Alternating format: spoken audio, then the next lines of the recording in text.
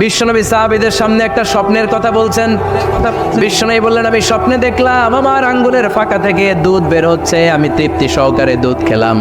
খাওয়ার পরে দেখলাম আঙ্গুলের মধ্যে একটু দুধ লেগে আছে। আমার আঙ্গুলে অতিরিক্ত লেগে থাকা দুধটা আমি ওমরে ফারুকের মুখের মধ্যে লাগিয়ে দিলাম।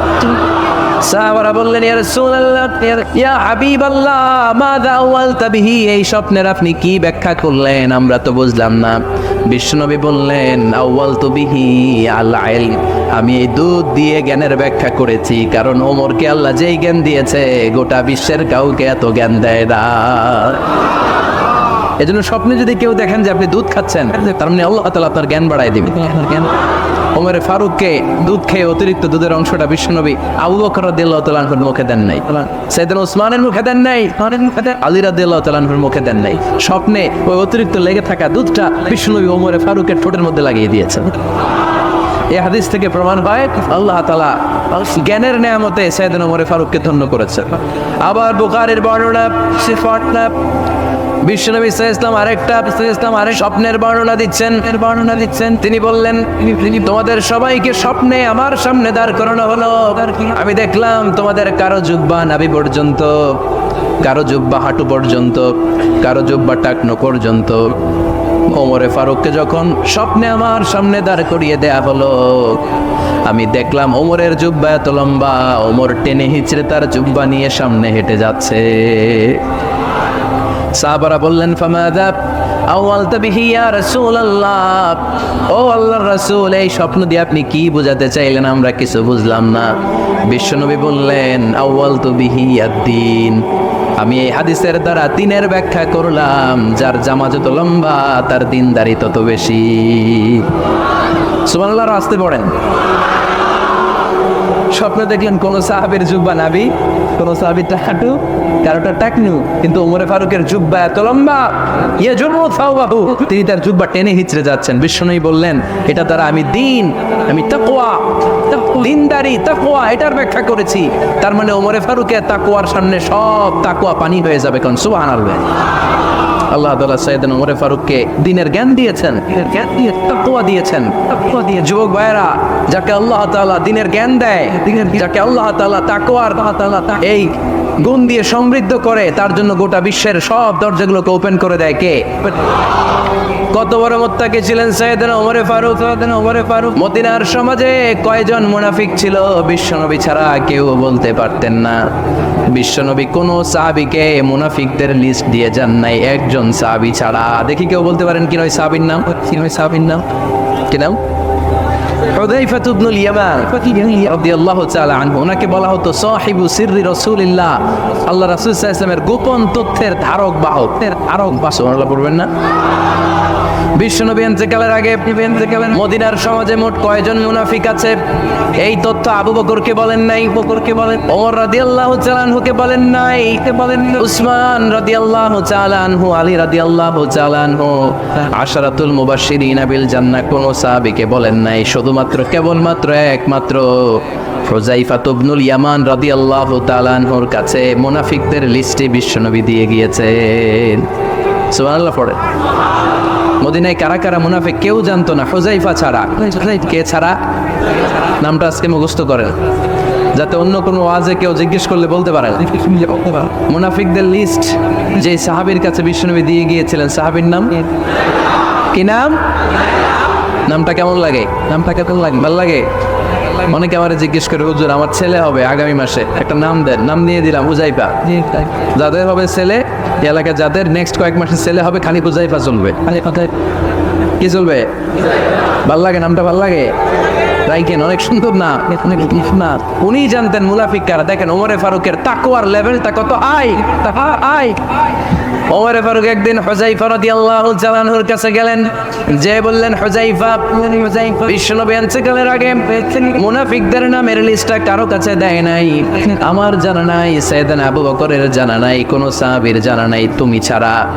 আমি তোমার কাছে জানতে চাই, আমি ওমরের নামটা ওই মুনাফিকদের খাতায় আছে কিনা আমার একটু বলো। আমার ওমরের নামটা ওই মুনাফিকদের লিস্টিতে একটু আছে কিনা, নামটা একটু বলো। যদি থাকে আমি ভালো হয়ে যাব, আমি নেফাকি দূর করে পাক্কা মুমিন হতে চাই। আমার নাম যদি মুনাফিকের লিস্টে থাকে আমি তো শেষ। হুযায়ফা চোখের পানি ছেড়ে দিয়ে বলে, আমিরুল মুমিনিন কেমন প্রশ্ন করলেন আপনি? আপনি বিশ্বনবীর শ্বশুর, এই উম্মতে আপনার পজিশন 3 নাম্বার। আপনারে মুনাফিকরা ভয় পায়, শয়তান আপনারে ভয় পায়। আপনি জান্নাতে সব বয়স্ক লোকদেরকে নিয়ে জান্নাতের মধ্যে আগে আগে ঢুকবেন, কেমন করে মুনাফিকদের কাতারে আপনার নাম থাকতে পারে? ওয়ার সুবহানাল্লাহ পড়ে। কি বিনয়ী, কি তাকওয়া। হুযায়ফাকে যে ধরতেন, হুযায়ফা একটু বলো না আমার নামটা মুনাফিকদের লিস্টিতে আছে কি? মুনাফিকদের লিস্টিতে আছে। ওমরে ফারুকের যদি এই টেনশন থাকে যে আমি মুনাফিক হয়ে গেলাম কিনা, আমাদের এই টেনশন থাকার দরকার আছে না নাই? হ্যাঁ, এজন্য সব সময় আল্লাহর কাছে দোয়া করতে হবে, আল্লাহ তুমি নেফাকি থেকে আমাদেরকে বাঁচাও। আরো জোরে পড়েন আমিন। ওমরে ফারুক রাদিয়াল্লাহু তাআলা আনহু, আমাদের সুপার হিরো, আমাদের সবাই বলেন আমাদের। উনি কত বড় সুপার হিরো শুনেন। সুপার হিরো উনি জুমার খুতবা দিচ্ছেন। কি দিচ্ছেন? মসজিদে নববীতে। খুতবার মাঝখানে হঠাৎ বললেন, ইয়া সারিয়াতুল জাবাল, ইয়া সারিয়াত ইবনে জানিমিল জাবাল। এই কথা বলেই আবার খুতবা দিতে শুরু করলেন। ওনার এই ইয়া সারিয়াত ইবনে জানিমিল জাবালের সাথে আগের কথারও কোনো মিল নাই, পরের কথারও কোনো মিল নাই। জুমার নামাজের পর মুসল্লি সাহাবারা ধরলেন, বললেন, ইয়া আমিরাল মুমিনিন। খুতবার মাঝখানে হঠাৎ করে ইয়া সারিয়াত ইবনে জানিমিল জাবাল বলে আপনি চিৎকার করলেন কেন? আপনার এই বাক্যের সাথে আপনার খুতবার আগের বাক্যের কোনো মিল নাই, আপনার খুতবার পরের বাক্যেরও কোনো মিল নাই। এই কথা আপনি কারে বললেন, কারে উদ্দেশ্য করে বললেন? এই কথার তাৎপর্য কি আমাদেরকে বুঝিয়ে বলেন। ওমরে ফারুক বললেন, আমি যখন খুতবা দিচ্ছি আমি দেখতে পেলাম ওই যে কয়েক মাস আগে আমি আমার মুসলিম সেনাবাহিনী পারস্যে আক্রমণের জন্য পাঠিয়েছি বর্তমান ইরান। ইরানের ওই বিশাল এলাকাতে পারস্যে আমি আমার ব্যাটালিয়ন পাঠিয়েছি। আমি হঠাৎ করে দেখতে পেলাম আমার মুসলিম বাহিনীর সেনাপতি যুদ্ধের এক পর্যায়ে তার ডানে আছে উপত্যকা, বায়ে আছে পাহাড়, সে পাহাড়ি রাস্তা ছেড়ে দিয়ে উপত্যকার দিকে যেতে শুরু করেছে। আমি দেখতে পেলাম আমার মুসলিম বাহিনী যদি উপত্যকার দিকে ছুটে বেড়ায়, কাফির মুশরিকরা আমার মুসলিম বাহিনীকে কচুকাটা করে ফেলবে। তাই আমি এখান থেকে তাদেরকে কমান্ড দিয়ে বলেছি, ইয়া সারিয়াতাল জাবাল, উপত্যকার দিকে নয় পাহাড়ের দিকে যাও, তাহলেই তোমাদের বিজয় নিশ্চিত হয়ে যাবে। উপত্যকার দিকে যেও না, ইলাল জাবাল ইলা সারিয়াতিল জাবাল, পাহাড়ের দিকে ছোট। সাহাবারা অবাক। ঘটনা কি? উনি বসে আছেন মদিনায়, মসজিদে নববীর মিম্বারে দাঁড়িয়ে উনি যদি ইয়া সারিয়াতাল জাবাল বলে, এটা কি ইরানে যাবে নাকি? ও মিয়া, তখনকার সময়ে বর্তমানের মতো মোবাইল ছিল নাকি? ইন্টারনেট ছিল নাকি? কিছু ছিল? খালি মুখে আমি যদি বলি ইয়া সারিয়াতাল জাবাল, এটা ইরানে যাবে, ইন্ডিয়ায় যাবে, ঢাকায় তো যাবেন, ফরিদপুর শহরেই তো বসবে না, ঠিক কিনা? কিন্তু এটা আমিরুল মুমিনিন বিশ্বাসী সাহাবারা বিশ্বাস করে নিল। কিছু মুনাফিক ছিল, এরা কবে না ঝামেলা, এটা তো সম্ভব না। এক কাজ করি, এই সেনাপতি যখন বিজয়ী বেশে মদিনায় ফিরে আসবে আর আমরা ধরবো, এরা দিন গুনতে লাগলো। এই সেনাপতি মুসলিম বাহিনী নিয়ে পারস্য জয় করে কবে ফিরে আসবে? এই মুনাফিকের দলগুলো কখনো সেনাবাহিনীকে অভ্যর্থনা জানাতে যেত না, কিন্তু এইবার সবার আগে মদিনার উপকণ্ঠে যে সেনাপতিদেরকে অভ্যর্থনা জানানোর জন্য ফুল নিয়ে রেডি, ফুল নিয়ে দাঁড়ায় আছে। সেনাপতি ঠুকার সাথে সাথে ধরছে, এই সেনাপতি কোত্থেকে আসছে? কয় পারস্য জয় করে আসছি।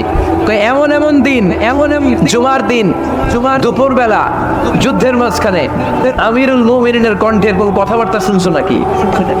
সেনাপতি অবাক। কয় তোমরা জানলা কেমনে শুনছি তো? সুবহানাল্লাহ পড়বেন না? আমরা যুদ্ধে একটা ভয়ঙ্কর অবস্থার মধ্যে ছিলাম, পেছন থেকে শত্রু আমাদেরকে আক্রমণ করতে শুরু করে দিল। ডানে যাব না বায়ে যাব, সামনে যাব নাকি পেছনে যাব, রাস্তা খুঁজে পাচ্ছি না। ডান দিকে ছিল আমাদের উপত্যকার রাস্তা, বাঁ দিকে ছিল পাহাড়ি পথ। আমরা সোজা পথ হবে মনে করে উপত্যকার দিকে ছুটতে আরম্ভ করলাম। হঠাৎ করে আমিরুল মুমিনিনের কণ্ঠ বজ্র কণ্ঠে আমার কানের মধ্যে ভেসে আসলো। আমার মনে হলো আমিরুল মুমিনিন কেমন যেন আমাকে কমান্ড দিচ্ছেন আর বলছেন, ইয়া সারিয়াতাল জাবাল, ডান দিকে উপত্যকার পথে নয়, তাড়াতাড়ি পাহাড়ের দিকে সৈন্যবাহিনী নিয়ে উঠে যা। পাহাড়ের দিকে, আরে ডানেরা, this is wrong track and this is the right track, the right. ওই দিন যদি ওমরে ফারুকের ওই গাইডলাইন, আমিরুল মুমিনিনের কমান্ড যদি আমি না শুনতাম, আজকে বিজয়ের বেশে ফিরতেও পারতাম না, আমাদের চেহারাও তোমরা দেখতে পেতে না। ওমরে ফারুকের ওই কমান্ড, ওই গাইডলাইন অদৃশ্য থেকে শোনার কারণে ওই পারস্যের মধ্যে আমাদেরকে সেই যুদ্ধে বিজয় দান করেছে কে? This is Umar Farooq. This is Umar Farooq. বিশ্বনবী বলছেন, ওমর মা লাকিয়াকা শাইতানু সালিকান ফাজ্জান ইল্লা সালাকা ফাজ্জান গায়রা ফাজ্জিক। ওমর, শয়তান ইবলিস যদি তোমার কোনো রাস্তা দিয়ে হাঁটতে দেখে, শয়তান ওই রাস্তা রেখে দিয়ে অন্য রাস্তা দিয়ে হাঁটে। সুবহানাল্লাহ বাড়িতে যায় বললেন। কে বলতেছে? বিশ্বনবী। কার ব্যাপারে? ওমরে ফারুকের ব্যাপারে। শয়তান যদি দেখে যে ওমরে ফারুক এই রাস্তা দিয়ে হাঁটতেছে, এই রাস্তা দিয়ে হাঁটে, শয়তান ওই রাস্তা রেখে দিয়ে অন্য রাস্তা দিয়ে হাঁটে। সুবহানাল্লাহ পড়ে। রাত্রিবেলা আমরা আমাদের বাচ্চা ছেলে মেয়েদেরকে যখন খাওয়াই, বাচ্চারা খেতে চায় না, এরকম হয় আপনাদের ফরিদপুর এলাকায়? এই এলাকায় হয় নাকি? খেতে চায় না বাচ্চারা, এই চকলেট দেখায়া, এই মিনা কার্টুন দেখায়া, এইটা সেইটা এগুলো সেগুলো বলে, গল্প টল্প বলে উলায়া খাওয়ানো লাগে, তাই না? তারপরও খায় না। আমারও ছোট মেয়ে আছে, খেতে চায় না, এইটা সেইটা এমনি সেমনি খাওয়ানো লাগে। তো শেষে না পেরে মা বাবা বলতে বাধ্য হয়, ওই যে ভূত আসতেছে, ভূত আসতেছে, তাড়াতাড়ি খাও, তাহলে যে ভূত ধরবে তোমার, ওই যে বাঘ আসতেছে, তাড়াতাড়ি খাইলে তাহলে বাঘে কামড়াবে। বলি না আমরা? আপনারা কি বলেন? আর কি বলেন? হ্যাঁ, আচ্ছা, এক এক জায়গায় এক একটা আমরা বলি, ভূত আসবে, বাঘ খাবে, ভাল্লুক খাবে, তাড়াতাড়ি খাও। মদিনা যখন ওমরে ফারুক আমিরুল মুমিনিন, মদিনার মায়েরাও বাচ্চাদেরকে খাওয়াতে পারতো না, ছোট্ট মেয়েদেরকে খাওয়াতে পারতো না, খাওয়া নিয়ে যন্ত্রণা করতো। বাচ্চারা যখন মদিনায় খেতে চাইতো না রাত্রিবেলায়, মদিনার মায়েরা বলতো, তাড়াতাড়ি খাও, আহুয়া ইয়াতি উমর, তাড়াতাড়ি খা, নাইলে ওই যে ওমর আসতেছে। This is our superhero, সাইয়েদনা Omar Faruk রাদিয়াল্লাহু তাআলা। শুধু শয়তানি ভয় পেত না, মুনাফিকরাও ভয় পেত, জমের মতো ভয়। শুধু তাই না, আমাদের আম্মাজান বিশ্বনবী সাল্লাল্লাহু আলাইহি ওয়াসাল্লামের স্ত্রীরাও ওমর ফারুককে ভয় পেতেন। সুবহানাল্লাহ কইবেন না? মাঝে মাঝে বিশ্বনবী সাল্লাল্লাহু আলাইহি ওয়াসাল্লামের সাথে আম্মাজান আয়েশার ঝগড়া হতো না? আপনাদের ফ্যামিলিতে ঝগড়া হয় না? হয় না? কার দেখি পরে আল্লাহ, অনেক আল্লাহর ওলি আছে তো এই জায়গায়, ঝগড়া হয় না? কি কথা কয়, ঝগড়া হয় না বলে?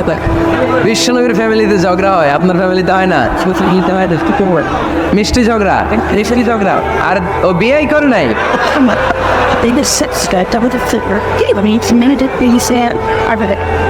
ঝগড়া তো হবেই, দাম্পত্য জীবনের মজাটাই তো এখানে, কখনো ঝগড়া, কখনো আনন্দ, একটু বৃষ্টি, একটু রোদ, একটু হাসি, একটু কান্না, ভালো লাগা, ভালোবাসা শেয়ার করে নেয়া, মিলেমিশে একাকার হয়ে যাওয়া, ঠিক কি না? তো আল্লাহর হাবিব সাল্লাল্লাহু আলাইহি ওয়াসাল্লামের সাথে আম্মাজান আয়েশার ঝগড়া হতো। তো একদিন ঝগড়া হয়ে দুইজন রেগে আছে, খবরদার দুইজন রেগে থাকবেন না, আবার একজন রাগলে আরেকজন থেমে যাবেন, কারণ এই ছোট্ট ঝগড়া থেকে এটা অনেক সময় বিচ্ছেদের দিকে গড়ায়। আমার প্রিয় ফরিদপুরবাসী, ভাবি রেগে গেলে আপনি রাইগেন না, ওই দিন আপনি একটু ঠান্ডা থাকেন। আবার আপনি রেগে গেলে, আমার মাইকের আওয়াজ যদি ভাবিরা শুনেন, আপনারা রেগে যায় না, একটু ঠান্ডা থাকবে। দুইজনে রেগে গেলে তো তৃতীয় বিশ্বযুদ্ধ শুরু হবে, তাই না? একজন রেগে গেলে আরেকজন ঠান্ডা, কারণ এই সামান্য ঝগড়া থেকে ইগোর কারণে এটা বিচ্ছেদ আর ডিভোর্স পর্যন্ত গড়ায়। আর শয়তান এখানে উস্কানি দেয়, কারণ ইমানদারদের ফ্যামিলি ভাঙতে পারলে শয়তান সবচেয়ে বড় খুশি হয়, আর ইমানদারদের ফ্যামিলি টিকে থাকলে খুশি হয়ে যায় কে? আম্মাজান আয়েশা রাদিয়াল্লাহু তাআলা আনহার সাথে বিশ্বনবী সাল্লাল্লাহু আলাইহি ওয়াসাল্লাম ঝগড়া হতো মাঝে মাঝে। একবার ঝগড়া হলো, বিশ্বনবী সাল্লাল্লাহু আলাইহি ওয়াসাল্লাম রাগ, আম্মাজান আয়েশাও রাগ। তো বিশ্বনবী বললেন, আয়েশা, ঝগড়া করে আর কতক্ষণ থাকবো, আসো মিটমাট করি। আয়েশা রাদিয়াল্লাহু বলেন ঠিক আছে মিটমাট করব, ঠিক আছে মিটমাট। তো বিষ্ণু ইসলাম বলেন মিটমাটের জন্য কারে ডাকবো? ওমরে ডাকি। কয় না আমি তো খবরদার ওমরে না, ওমর গালিজ, ওমর অনেক রাগে, আমার ডর লাগে, আমার ডর লাগে। কয় তাহলে তোমার আব্বারে ডাকি। কয় ডাকেন আব্বারে ডাকি। কয় কি খুশি, মেয়েদের মধ্যে অবস্থা আছে না নাই? তাহলে তোমার আব্বারে ডাকি। ডাকেন, ডেকে নিয়ে আসা হলো। ডেকে নিয়ে আসা আবু বকর রাদিয়াল্লাহু তাআলা আনহু দাঁড়ালেন, আম্মা জান আয়েশা দাঁড়ালেন, বিশ্বনবীও দাঁড়ালেন। বিশ্বনবী বললেন আয়েশা তোমার আব্বা আসছে, এবার ঘটনা খুলে বলার পালা, তুমি বলবা নাকি আমি বলবো? আম্মা জান আয়েশা বললেন আপনি বলেন, তবে ওয়ালা তাকুল ইল্লা হাক্কান, যেটা ঘটছে ওইটাই বললেন, মিথ্যা কথা কইেন না। আবু বকর রাদিয়াল্লাহু তাআলা রেগে মেগে আগুন। কি রেগে মেগে আগুন? কি এই কথা তুমি কেমন করে বলো? কেমন বিশ্বনবীকে মিথ্যা কথা কখনো বলবে? রেগে মেগে দিলেন মেয়ের গালে এক চড়, মেয়ের গালে এক চড়। বানিয়ে বলতেছি না, মুসনাদ আহমদ ইবনে হাম্বলের হাদিস। বাবার হাতের থাপ্পড়কে আম্মা জান আয়েশা উল্টে বললেন। সাইয়েদনা আবু বকর রাগে গড়গড় করছেন, আবার মারার জন্য তেড়ে গেলেন। এবার বাঁচার জন্য আম্মা জান আয়েশা বিশ্বনবীর পিছনে যে আশ্রয় নিলেন, বিশ্বনবী বাঁচানোর জন্য দুই হাত মেলে দাঁড়িয়ে গেলেন। পড়েন সুবহানাল্লাহ। বিশ্বনবী যখন দুই হাত মেলে দাঁড়িয়ে গেলেন, সাইয়েদনা আবু বকর রাদিয়াল্লাহু আনহু থেমে গেলেন।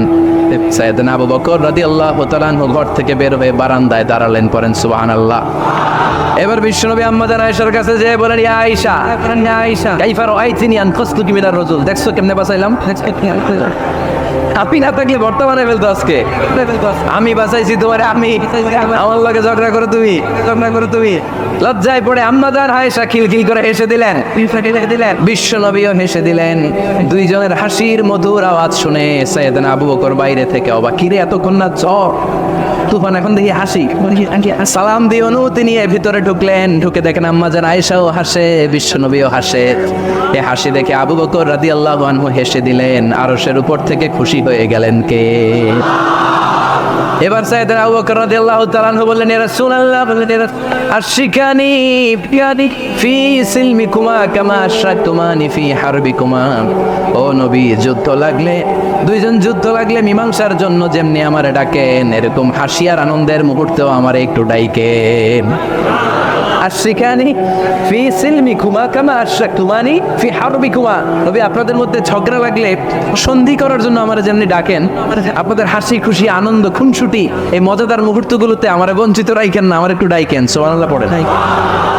এই মুসনাদ আহমদ ইবনে হাম্বলের হাদিস শোনার উদ্দেশ্য হচ্ছে বিশ্বনবী প্রথমে ওমর ফারুকের নাম বলেছিলেন। সাইয়েদনা আয়েশা বলে না আমি ডরাই। আইবাত, দিস ইজ কল্ড আইবাত ওমর। একবার বিশ্বনবীর সব বিবিরা ধরলেন, ও নবী আমাদেরকে এটা দেন, ওইটা দেন, ঘরে ওইটা নাই। বিশ্বনবীকে আমার কাছে কিচ্ছু নাই, যদি এমনি আমার বউ হয়ে থাকতে চাও থাকো, তাহলে তা না হলে যা লাগবে কিনে দেবো, সাথে সাথে তালাকও দিয়ে দিব। কিছু দিতে পারবো না, আমার নাই তো, সামর্থ্য নাই। কিন্তু বিবিরাও ছাড়া না, এটা দেন ওইটা দেন। বিশ্বনবী রহমতের নবী, বিবিদেরকে বুঝাতেও পারেন না। বিবিরা আবদার করতেছে নবী এটা লাগবে ওইটা লাগবে। ইন দ্য মিন টাইম বিশ্বনবী একজনের সালাম শুনতে পেলেন। কে যেন দরজায় দাঁড়িয়ে বলতেছে আসসালামু আলাইকুম। বিশ্বনবী দরজার দিকে তাকালেন। দরজা তাকিয়ে বললেন ওয়া আলাইকুম আসসালাম। আর বুঝতে পারলেন এটা আমার ওমরের সালাম। সালাম দেওয়ার পরে বিবিদের দিকে তাকায় দেখে একজন বিবিও নাই, সব অন্দর মহলের ভিতরে দৌড়। সুবহানাল্লাহ পড়তে পারলেন না? This is our super hero Omar. এরকম ওমর একটা লাগবে, চিল্লায় বলেন কয়টা? একটা ওমর গোটা বিশ্বকে সোজা করে দিবে। একটা ওমর সবল আর দুর্বলের সব পার্থক্য দূর করে দিবে। মাজলুমের উপর জালিমের অত্যাচারের অবসান ঘটায় দিবে। গোটা বিশ্বটাকে সাম্য, মৈত্রী, ভালোবাসার ইনসাফ দিয়ে পরিপূর্ণ করে দিবে। সেই উমরের অপেক্ষায় আমরা। নিজের ছেলেকে 80টা বেত মেরেছেন, 80টা হাত মেরেছেন। কয়টা?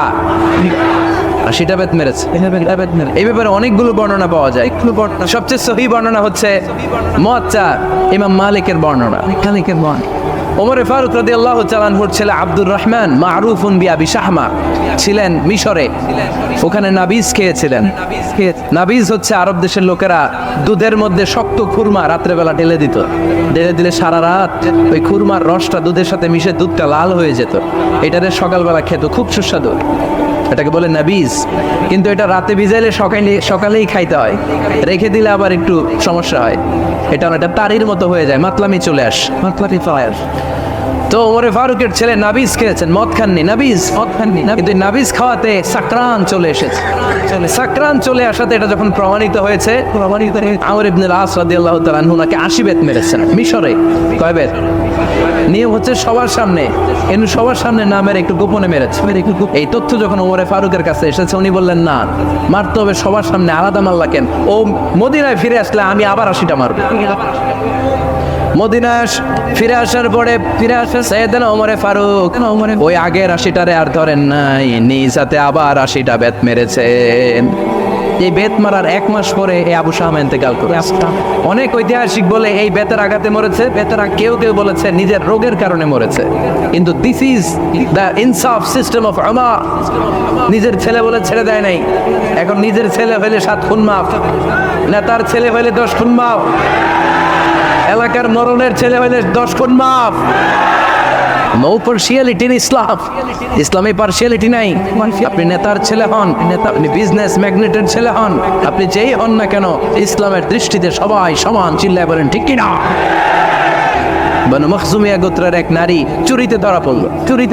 সাহাবারা বললেন, নবী মদিনার সবচেয়ে ভেরি প্রেস্টিজিয়াস এন্ড ডিগনিফাইড ফ্যামিলির মেয়ে, আপনি হাত কাটেন না, কারণ ইসলামের নিয়ম চুরি করলে কি কেটে দাও। বিষ্ণু বললেন, বলো কি? বলো হাত না কাটার জন্য তোমরা আমাকে রেকমেন্ড করছো? এটা আল্লাহর আইন, পৃথিবীর কেউ রেকমেন্ড করলো শোনার ক্ষমতা আমার নাই, কারণ আইনটা দিয়েছে কে? লাউ কানাত ফাতিমাতু বিনতি মুহাম্মাদিন সারাকাত লাকাতা মুহাম্মাদুন ইয়াদাহা। আরে বনু মাখজুমিয়া মেয়ে তো দূরের কথা, আমার কলিজার টুকরা ফাতেমাও যদি আজ চুরিতে ধরা পড়তো, তার হাত কেটে দিতে আমি 1 মিনিটও দেরি করতাম না। দিস ইজ ইসলাম। এই হচ্ছে ওমরে ফারুকের মানাকিব। এরকম ওমরে ফারুক কয়টা লাগবে? আওয়াজ করে বলতে হবে, কয়টা লাগবে? একটা লাগবে। এই সাইয়েদনা ওমরে ফারুক মদিনার প্রথম চিফ জাস্টিস ছিলেন। সর্বপ্রথম ওনার পরামর্শে সাইয়েদনা আবু বকর রাদিয়াল্লাহু তাআলা আনহু কোরআনকে সংকলন করেছেন। আমরা এই যে কোরআন পড়ি 30 পারা, এমদাদিয়া লাইব্রেরির 114টা সূরা, কত সুন্দর সন্নিবেশ করা হয়েছে, এখানে সাজানো হয়েছে। আল্লাহর হাবিব সাল্লাল্লাহু আলাইহি ওয়াসাল্লামের সময় কি এরকম কোরআন ছিল নাকি? ছিল। খেজুর পাতার মধ্যে, গাছের বাকলের মধ্যে, ওটের বড় হাড্ডির মধ্যে আর পাথরের মধ্যে খোদাই করা কোরআন ছিল। সাইয়েদনা আবু বকরের সময়, রাদিয়াল্লাহু তাআলা আনহুর সময় যুদ্ধ হলো। 70 জন হাফেজ সাহাবী ইন্তেকাল করলেন। সাইয়েদনা আবু বকর রাদিয়াল্লাহু তাআলা আনহুকে ডেকে ওমরে ফারুক বললেন, ও আবু বকর, এইভাবে হাফেজে কোরআন সাহাবীরা যদি দুনিয়া থেকে বিদায় হয়ে যায়, আল্লাহর কোরআনও তো বিদায় হয়ে যাবে। আমার পরামর্শ হলো, আপনি সব বয়োজ্যেষ্ঠ সাহাবীদেরকে একসাথে করে কোরআনের সব কাগজগুলোকে একসাথে করে একটা নির্ধারিত কপির মধ্যে কোরআনকে সংকলন করে ফেলেন। সাইয়েদনা আবু বকর বললেন, যেটা আমার নবী করেন এটা আমি কেমনে করি? কিন্তু ওমরে ফারুক নাচরবান্দা বলে না, এটা করলে কোনো খারাপ হবে না, ভালোই হবে। মুসলিম উম্মার জন্য এক জায়গায় কোরআন সন্নিবেশিত থাকবে, আপনি করেন। সাইয়েদনা আবু বকর রাজি হয় না, ওমরে ফারুকও ছাড়ে না। ওমরে ফারুক বলতে এমন ভাবে সাইয়েদনা আবু বকর রাদিয়াল্লাহু তাআলা আনহুকে ধরলেন। সব শেষে সাইয়েদনা আবু বকর ওমরে ফারুকের কথায় কোরআন সংকলনে রাজি হয়ে গেলেন। পড়েন সুবহানাল্লাহ। উনি বললেন, ওমর যখন আমাকে বারবার বুঝাতে লাগলো, আল্লাহ তাআলা আমার হৃদয়টা ওমরের কথা শোনার জন্য খুলে দিলেন। আল্লাহ তাআলা কেমন যেন আমাকে ইলহাম করলেন, আবু বকর করো, এই কাজের মধ্য দিয়ে আমি আমার কোরআনকে গোটা বিশ্বে জীবিত রেখে দেব। This is Umar. এই যে আমরা হিজরি সনের যে আমরা গণনা করি, এই হিজরি সনের প্রবর্তক হচ্ছে সাইয়েদনা ওমরে ফারুক। সুবহানাল্লাহ নাই? আপনাদের মনোযোগ আছে না গেছে? কই ঘুমায় গেলেন মনে হয়? তাকবীর দেন তো একজন আওয়াজ করে।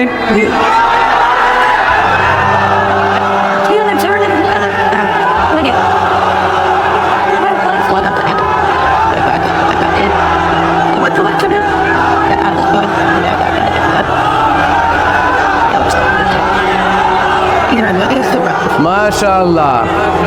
মাশাআল্লাহ, বসেন বসেন, এখনই শেষ করে দেব কিছু সময়ের মধ্যে। আমরা একসাথে বিদায় নেব ইনশাআল্লাহ। ওঠা বসা করবেন না, ওঠা বসা করবেন না, বসেন। সাইয়েদনা ওমর ফারুক এই হিজরি সনের গণনা শুরু করেছে। সাহাবারা বলল, আমিরুল মুমিনিন, খ্রিস্টানদের ঈসাই সন আছে, আমাদের মুসলমানদের কোনো সন নাই। আমাদের একটা সন থাকলে আমাদের জিজিয়া নিতে, আমাদের জাকাতের টাকা উত্তোলন করতে অনেক সুবিধা হবে। ওমর ফারুক বললেন, তাহলে কোন সালকে হিজরি, কোন সালকে মুসলিম সাল হিসেবে আমরা ঘোষণা দিতে পারি? একজন বলল, আমার নবী যেই সালে জন্মগ্রহণ করেছেন ওই সালে। ওমর ফারুক বললেন, না, আমার নবীর জন্ম আমাদের জন্য খুশির দিন, কিন্তু এটা আমাদের জন্য প্রেরণা নয়। প্রেরণা নবীর কাজে, ঠিক কিনা? আরো কিছু সাহাবারা বলল, তাহলে যেই সালে আমার নবী ইন্তেকাল করেছে ওইটারে প্রথম সাল ধরেন। ওমর ফারুক বললেন, না, যেদিন তিনি ইন্তেকাল করেছেন এটা আমাদের দুঃখের দিন, এটা আমাদের প্রেরণা নয়। আমাদের প্রেরণা হচ্ছে বিশ্বনবীর ত্যাগ, তিতিক্ষা আর কাজের মধ্য দিয়ে। জোরে কোন ঠিক কিনা? ওমর ফারুক বললেন, যেদিন বিশ্বনবী ইসলাম রক্ষায় নিজের মাতৃভূমি ছেড়ে মক্কা থেকে মদিনায় গিয়েছেন, ওই দিনটাকে হিজরি প্রথম দিন ধরে আমরা হিজরি সাল গণনা করে শুরু করে দিব। ওইটাই হচ্ছে হিজরি সন। সেখান থেকে হিজরি সনের প্রবর্তন করেছেন সাইয়েদনা ওমর ফারুক রাদিয়াল্লাহু তাআলা আনহু। এই যে স্টেট গভর্নমেন্ট, এই যে প্রিজন, এই যে জেলখানা, ক্যান্টনমেন্ট, সচিবালয়, গণভবন, বঙ্গভবন, মুক্তিযোদ্ধাদের ভাতা, রাষ্ট্রীয় ভাতা, এই সব নিয়ন্ত্রণ সাইয়েদনা ওমর ফারুক তার রাষ্ট্রীয় আমলে তিনি নিজে করেছেন। চিল্লায় পড়েন আল্লাহু আকবার। মুসলমানদের আলাদা কারেন্সি, নিজস্ব মুদ্রা ব্যবস্থা নিজে চালু করেছেন। সৈনিকদের মধ্যে যারা বিবাহিত, প্রতি 6 মাস অন্তর অন্তর 1 মাসের ছুটি কাটাতে তারা ফিরে আসবে। সাইয়েদনা ওমর ফারুক চালু করেছেন। চিল্লায় আওয়াজ করে পড়েন আল্লাহু আকবার। এই যে আমরা 20 রাকাত সালাতুত তারাবি পড়ি রমাদানে, করেন না আপনারা? এটা সাইয়েদনা ওমর ফারুক চালু করেছেন। সুবহানাল্লাহ পড়তে পারলেন না? কোরআনে মোট 22টা আয়াত আছে, যেখানে সাহাবারা ইনডিসিশনে ভুগছিলেন। বিশ্বনবীর মত একটা, ওমর ফারুকের মত আর একটা। এই 22 জায়গায় আল্লাহ তাআলা বিশ্বনবীর মতের পক্ষে আয়াত নাজিল না করে ওমর ফারুকের মতের পক্ষে কোরআনের আয়াত নাজিল করেছেন। আওয়াজ করে পড়েন আল্লাহু আকবার। এদিকে উঠলেন কেন আপনারা? যারা উঠছেন আমার দিকে তাকান, ঠিক আছে? কিছু ভিতরে ঢুকতেছে, কিছু বাইরে দিচ্ছে না।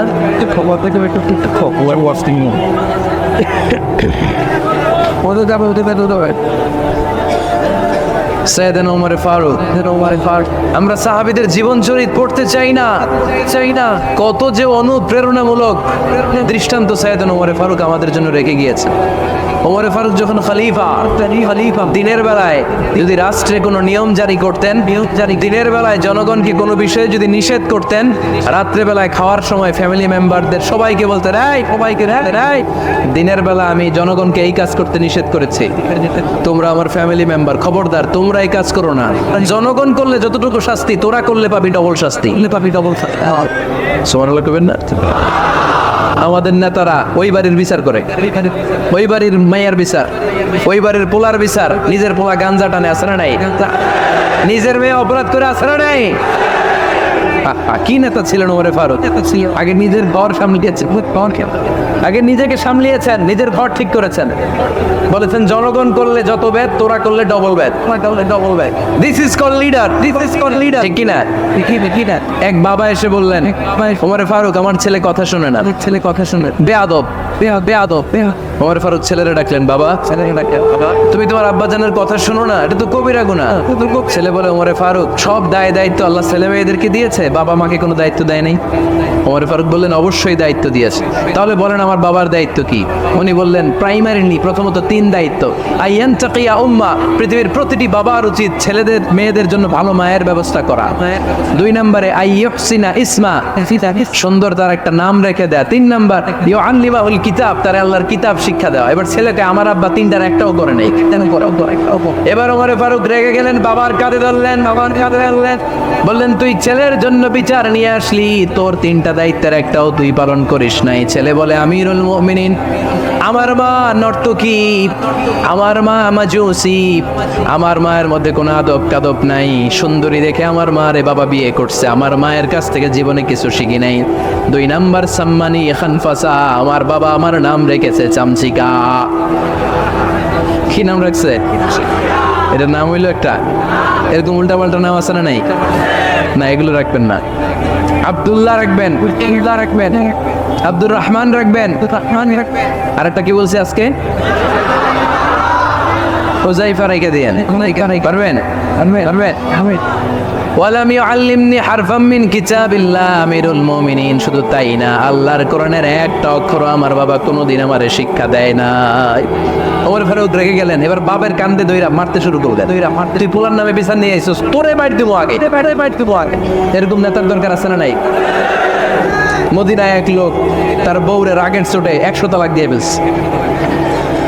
কয় তালাক দেয়ার নিয়ম? কয়টা দিছে? কয়টা? এবার স্ত্রী কাঁদতে কাঁদতে এসে বলে, আমিরুল মুমিনিন দেখেন, আমার স্বামী আমারে রেগে মেগে 100 তালাক দিচ্ছে। ওমর ফারুক বললেন, দইরা নিয়ে এটারে নিয়ে আসা হলো। ওমর ফারুক বললেন, কয়টা তালাক দিয়েছো? কয় 100টা। কেন দিছো? কয় মাথা গরম আছিল। এরকম আছে না? তালাক দেওয়ার সময় সব তালাক, তুই তালাক, তোর মা তালাক, তোর বোন তালাক, সব তালাক। তালাক দিবে ওয়াইফ রে, দিতেছে সবাই রে। তোমার ফারুক বললেন, দিবে 3টা, 100টা দিলা কেন? কয় মেজাজ গরম ছিল। কয় দাঁড়া, আত-তালাকু মিন শাআইরিল্লাহ, তালাক হচ্ছে আল্লাহর দেয়া বিধানের একটা নিদর্শন। এটা নিয়ে তুই খামখেয়ালি করলি? আমার রায় শোন, আমার রায় হচ্ছে 3 তালাকে তোর বউ তালাক, বাকি 97 তালাক তোর পিঠের উপরে পড়বে। এরকম বিচারের দরকার আছে না নাই?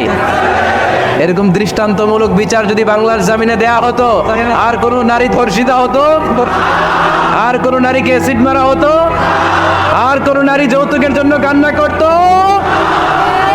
একটা আমল লাগবে, বেশি না। কয়টা লাগবে? তিনি গভর্নর সিস্টেম চালু করেছিলেন, গভর্নর সিস্টেম, ইসলামিক স্টেট।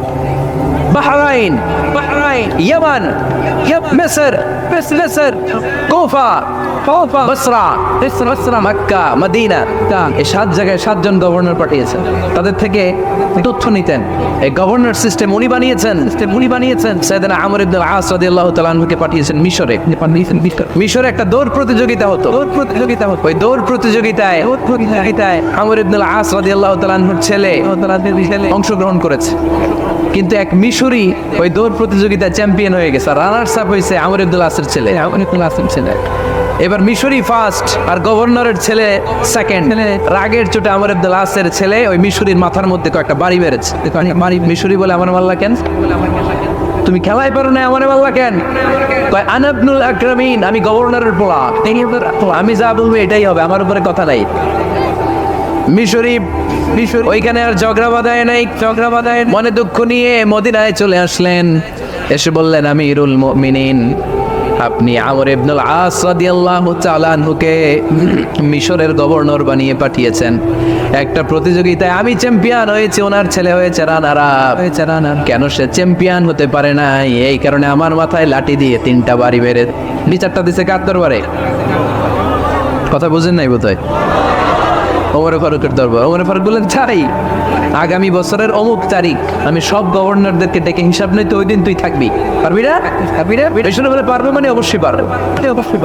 ওই দিন 7 রাজ্য থেকে 7 গভর্নর হাজির। গভর্নরদের ছেলেরাও হাজির, মিশরীয় হাজির। 7 গভর্নরের কাছ থেকে 7 এলাকার খোঁজ খবর নেয়ার পরে ওমর ফারুক বললেন, আইন আল মিসরি, মিশরি লোকটা কই, এদিকে আয়। মিশরি সামনে আসার পরে বলল, আমর ইবনে আল-আস, তুমি মিশরের গভর্নর, তোমার ছেলে সহ তুমি আসো। আমর ইবনে আল-আস এসে সামনে বসে রইলেন। এবার বললেন, আমর ইবনে আল-আসের ছেলে, তুমি নাকি ইবনুল আকরামিন গভর্নরের ছেলে, তুমি যা বলবা মিশরে নাকি তাই হবে, তোমার নাকি অনেক দাপট। নিজে একটা লাঠি এনে মিশরির হাতে দিয়ে বলল, এবার তোর মাথায় যতটা মারছে তুই ততটা গুনে গুনে মার। আমি দেখবো, আমর ইবনে আল-আস দেখবে, আমর ইবনে আল-আসের ছেলেরে তুই এখানে মার। সে বলতেছে, থাক, আপনি বলছেন এতেই যথেষ্ট, মারা লাগবে না, আমি মাফ করে দিলাম। ওমর ফারুক বলল, মার ওর মাথার মধ্যে। মিশরি ওমর ফারুকের ধমক শুনে ভয়ে ভয়ে 3টা বাড়ি মারল।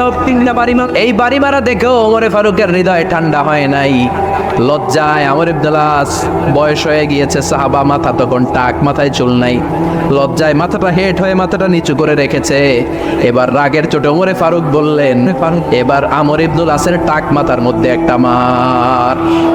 মা কেন ছেলেকে শিক্ষা দিতে পারে নাই, দিতে পারে নাই? ইয়া আমর ইবনুল আস, মাতা জাআলতুমুন নাস আবিদা, তোমরা কখন মিশরীদেরকে নিজেদের দাস বানায় নিলা? ওয়াকাদ ওয়ালাদাতুহুম উম্মুহুম আহরারা, আর ওদের মায়েরা তো ওদেরকে স্বাধীন সন্তান হিসেবে প্রসব করেছে।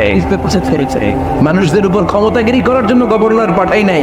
খবরদার, জনগণ তাদেরকে দেখভাল করার জন্য তোমাদেরকে পাঠানো হয়েছে, তাদের উপর কোনো অত্যাচার করার জন্য নয়। চিল্লায় বলেন ঠিক কিনা? এরকম নেতা কয়টা লাগবে? কয়টা? ওই নেতার নাম কি? ওমর। 22 জায়গায় বিশ্বনবী কয় একটা, ওমরে ফারুক বলে আরেকটা। আল্লাহ বলে, বিশ্বনবী আপনার পক্ষে আমি আয়াত নাজিল করতে পারলাম না, আমি ওমরের পক্ষে নাজিল করে দিলাম। বিশ্বনবী বলতেন, ইন্নালি কুল্লি উম্মাতিন মুহাদ্দাস, সব উম্মতের মধ্যে, সব নবীর উম্মতের মধ্য থেকে একজন করে আল্লাহ তাকে মুহাদ্দিস বানাতো। মুহাদ্দিস না মুহাদ্দাস। মুহাদ্দাস মানে এমন লোক যিনি যা ভাবতো ওই ভাবনাটাই আল্লাহ আয়াত হিসেবে নাজিল করে দিতেন। বিশ্বনবী বলেন, আমার উম্মতের মধ্যে মুহাদ্দাস হচ্ছে সাইয়েদনা ওমর। মদিনার সবচেয়ে বড় মুনাফিকের নাম আব্দুল্লাহ ইবনে উবাই ইবনে সালুল। সব মুনাফিকদের সরদার, কিন্তু এই মুনাফিকের ছেলেটা হলো পাক্কা ইমানদার। এই ছেলের নাম হলো আব্দুল্লাহ। আওয়াজ করে বলেন, ছেলের নাম কি? আব্দুল্লাহ ইবনে উবাই ইবনে সালুল মুনাফিক সরদার যখন ইন্তেকাল করলো, সাইয়েদনা আব্দুল্লাহ রাদিয়াল্লাহু তাআলা আনহু বিশ্বনবীর কাছে এসে চোখের পানি ছেড়ে ডেকে বলে, নবী আপনিও জানেন আমিও জানি, মদিনার সবাই জানে আমার আব্বা মুনাফিকদের সরদার, কিন্তু আমার মন তো মানে না, আমার তো পিতা, আমার তো বাবা লাগে, আমার তো মন মানে না, আমার তো মন মানে না। আপনিও জানেন মুনাফিক, আমিও জানি মুনাফিক। নবী আপনার দরবারে কিছু আমি চাই না, আপনার গায়ের একটা জামা দেন, আপনার জামাটা পরিয়ে আমার বাবারে দাফন দিব। এর উসিলায় যদি আমার আব্বারে আল্লাহ মাফ করে দেয়, দয়ার নবী মায়ের নবী জামা খুলে দিয়ে দিলেন। পড়েন সুবহানাল্লাহ। আব্দুল্লাহ রাদিয়াল্লাহু তাআলা আবার আবদার চললেন, নবী জানি আমার বাবা মুনাফিক, কিন্তু আমার তো বাবা, আমার বাবা আপনার দরবারে ফরিয়াদ, আপনি নিজে যে আমার বাবার জানাজার নামাজের ইমামতি করবেন। দয়ার নবী মায়ার নবী জানাজার নামাজে যেতে চাইলেন। ওমরে ফারুক বললেন, নবী না, খবরদার আপনি উবাই ইবনে সালুলের জানাজায় যাবেন না। বিশ্বনবী জোর করে যেতে চাইলেন, সাইয়েদনা ওমরে ফারুক বিশ্বনবীর জামা পেছন থেকে টেনে ধরলেন। আল্লাহু আকবার। ধরলেন, যাবেন না আপনি, যাবেন না। ওমর ফারুকের হাত থেকে হ্যাচকা টান মেরে জুব্বা টান দিয়ে বিশ্বনবী জানাজায় চলে গেলেন।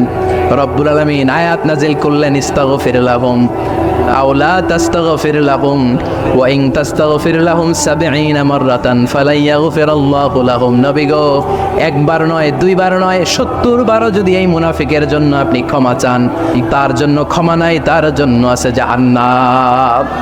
ওয়ালা তাকুম আপনি যাবেন না আলা কবরি, না আলা কবরি, কখনো তাদের জানাজায় যাবেন না। এই যে একটা ভুল করে ফেলছেন, এটা এবারই শেষ, এরপরে আর যাবেন না। সাইয়েদনা ওমর ফারুকের পক্ষে আল্লাহ তাআলা কোরআনের আয়াত নাযিল করে দিলেন। চিল্লায় পড়েন আল্লাহু আকবার। এইভাবে 22টা জায়গায় ওমর ফারুক যা বলেছে, এটা নিয়ে একটা আলাদা আলোচনা হইতে হবে।